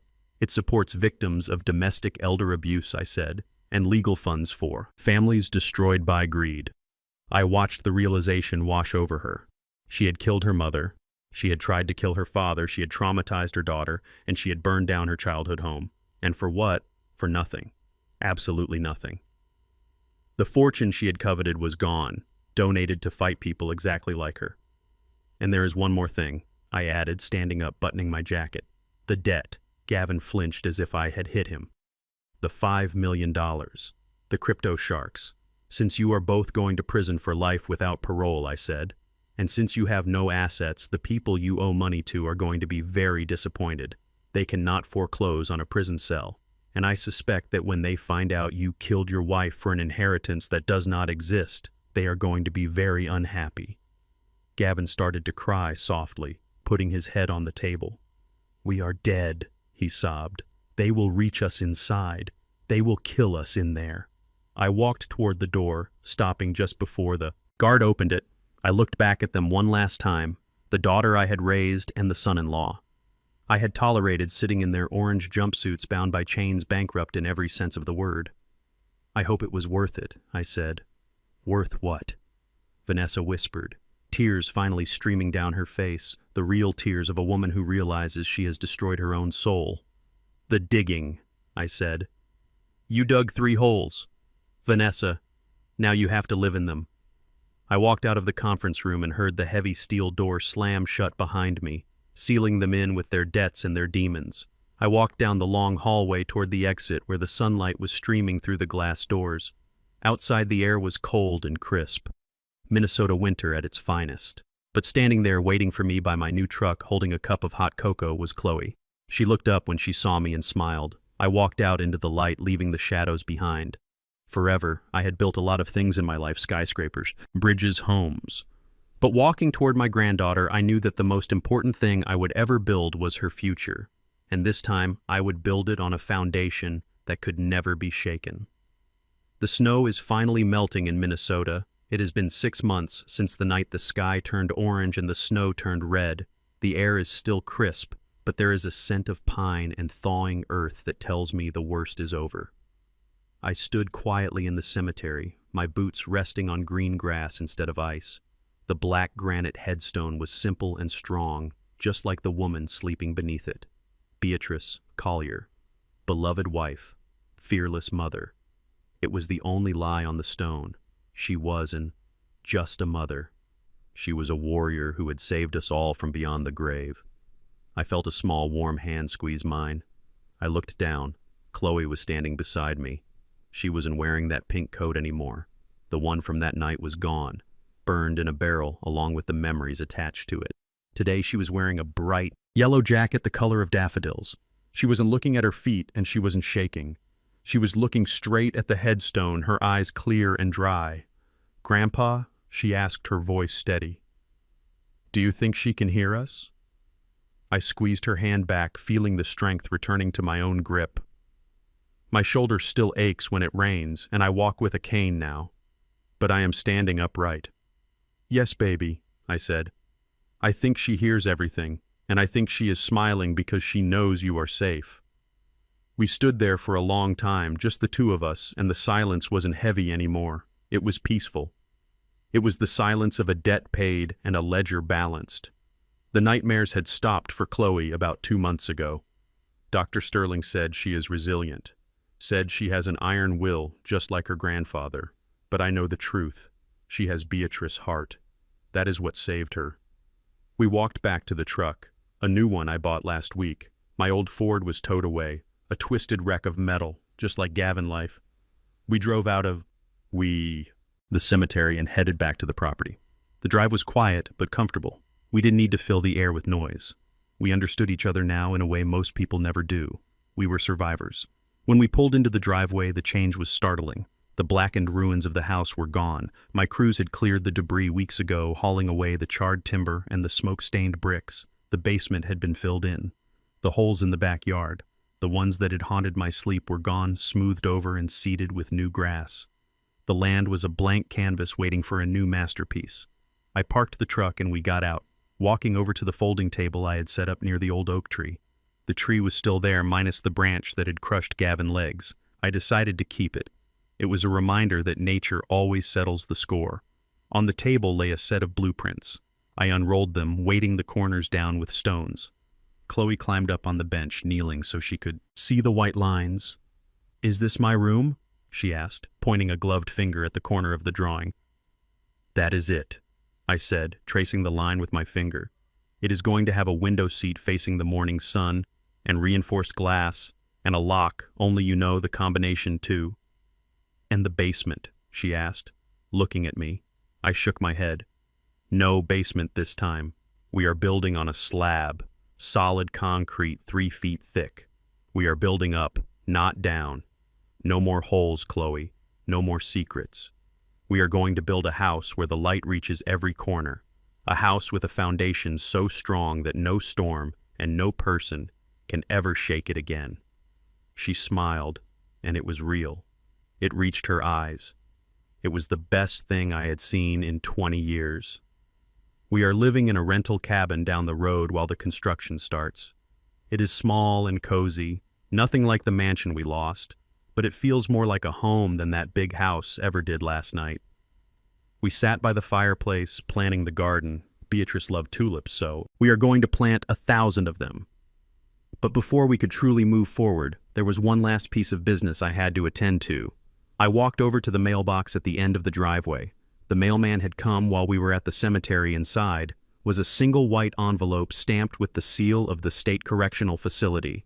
The return address name was V. Collier, prisoner number 89402. I didn't open it right away. I walked back to the table where Chloe was drawing flowers on the blueprints. I sat down heavy on the bench and looked at the envelope. It was light, but it felt heavy with audacity. I knew what was inside without reading it. My lawyer Henderson had told me she would write. She had exhausted her appeals. Her public defender had quit. She wanted money for a private attorney. She wanted money for the commissary. She probably wrote pages of excuses blaming Gavin, blaming the drugs, blaming me. I looked at Chloe. She was humming a song, creating something beautiful on the paper. She didn't ask about the letter. She knew Vanessa's name was not spoken in our house anymore. I took the envelope in my hands. My fingers were stiff but steady. I didn't tear it open. I didn't give her the satisfaction of reading her lies. I didn't want to know if she was sorry. I didn't want to know if she was suffering. Her suffering was no longer my concern. It was between her and the 4 walls she would stare at for the rest of her life. I folded the envelope once lengthwise. Then I folded the corners down, creating a sharp nose checking the symmetry, just like I would check a roofline. I folded the wings down, creasing the paper with my thumbnail, making the edges crisp. "What are you making?" Grandpa Chloe asked, looking up. "Just trash, baby," I said. "Just trash." I finished the paper airplane. It was sleek and aerodynamic, perfectly balanced. I stood up and walked over to the portable fire pit. The workers had left burning to warm their hands. The flames were dancing orange and hungry. I held the airplane up, aiming it. At the heart of the fire, I didn't feel anger. I didn't feel sadness. I just felt done. I pulled my arm back and released it. The paper airplane caught the wind for a second, gliding smoothly through the cold spring air. It looked white and innocent against the blue sky. Then it dipped, diving straight into the fire. It caught instantly. The paper curled and blackened the seal of the prison, melting away.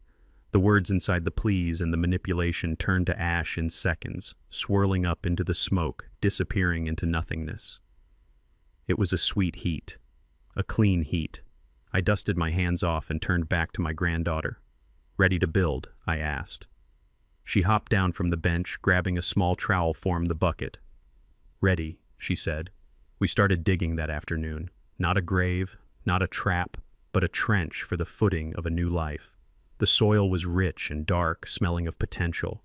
And as I watched Chloe working beside me, strong and safe, I knew that Beatrice was right. The best revenge isn't destroying your enemies. It is outliving them and being happy. The lesson I learned. People often say blood is thicker than water, but they forget that water can drown you just as fast if you do not learn to swim. I spent 72 years building foundations of concrete and steel, thinking that was enough to protect my family. I was wrong. The strongest foundation is not money or heritage. It is character. I learned that evil does not always look like a monster. Sometimes it has your eyes and your last name. But I also learned that love can skip a generation. Saving my granddaughter was not just a duty. It was my second chance to finally build a home that no storm and no betrayal can ever tear down. Thank you for listening to my story. If you have ever had to cut toxic family out of your life to save your own sanity, hit that like button and subscribe. Let me know in the comments. If you think I was too hard on Gavin or if he got exactly what he deserved, I read every single comment. Stay safe out there and remember, protect your peace at all costs. See you in the next story.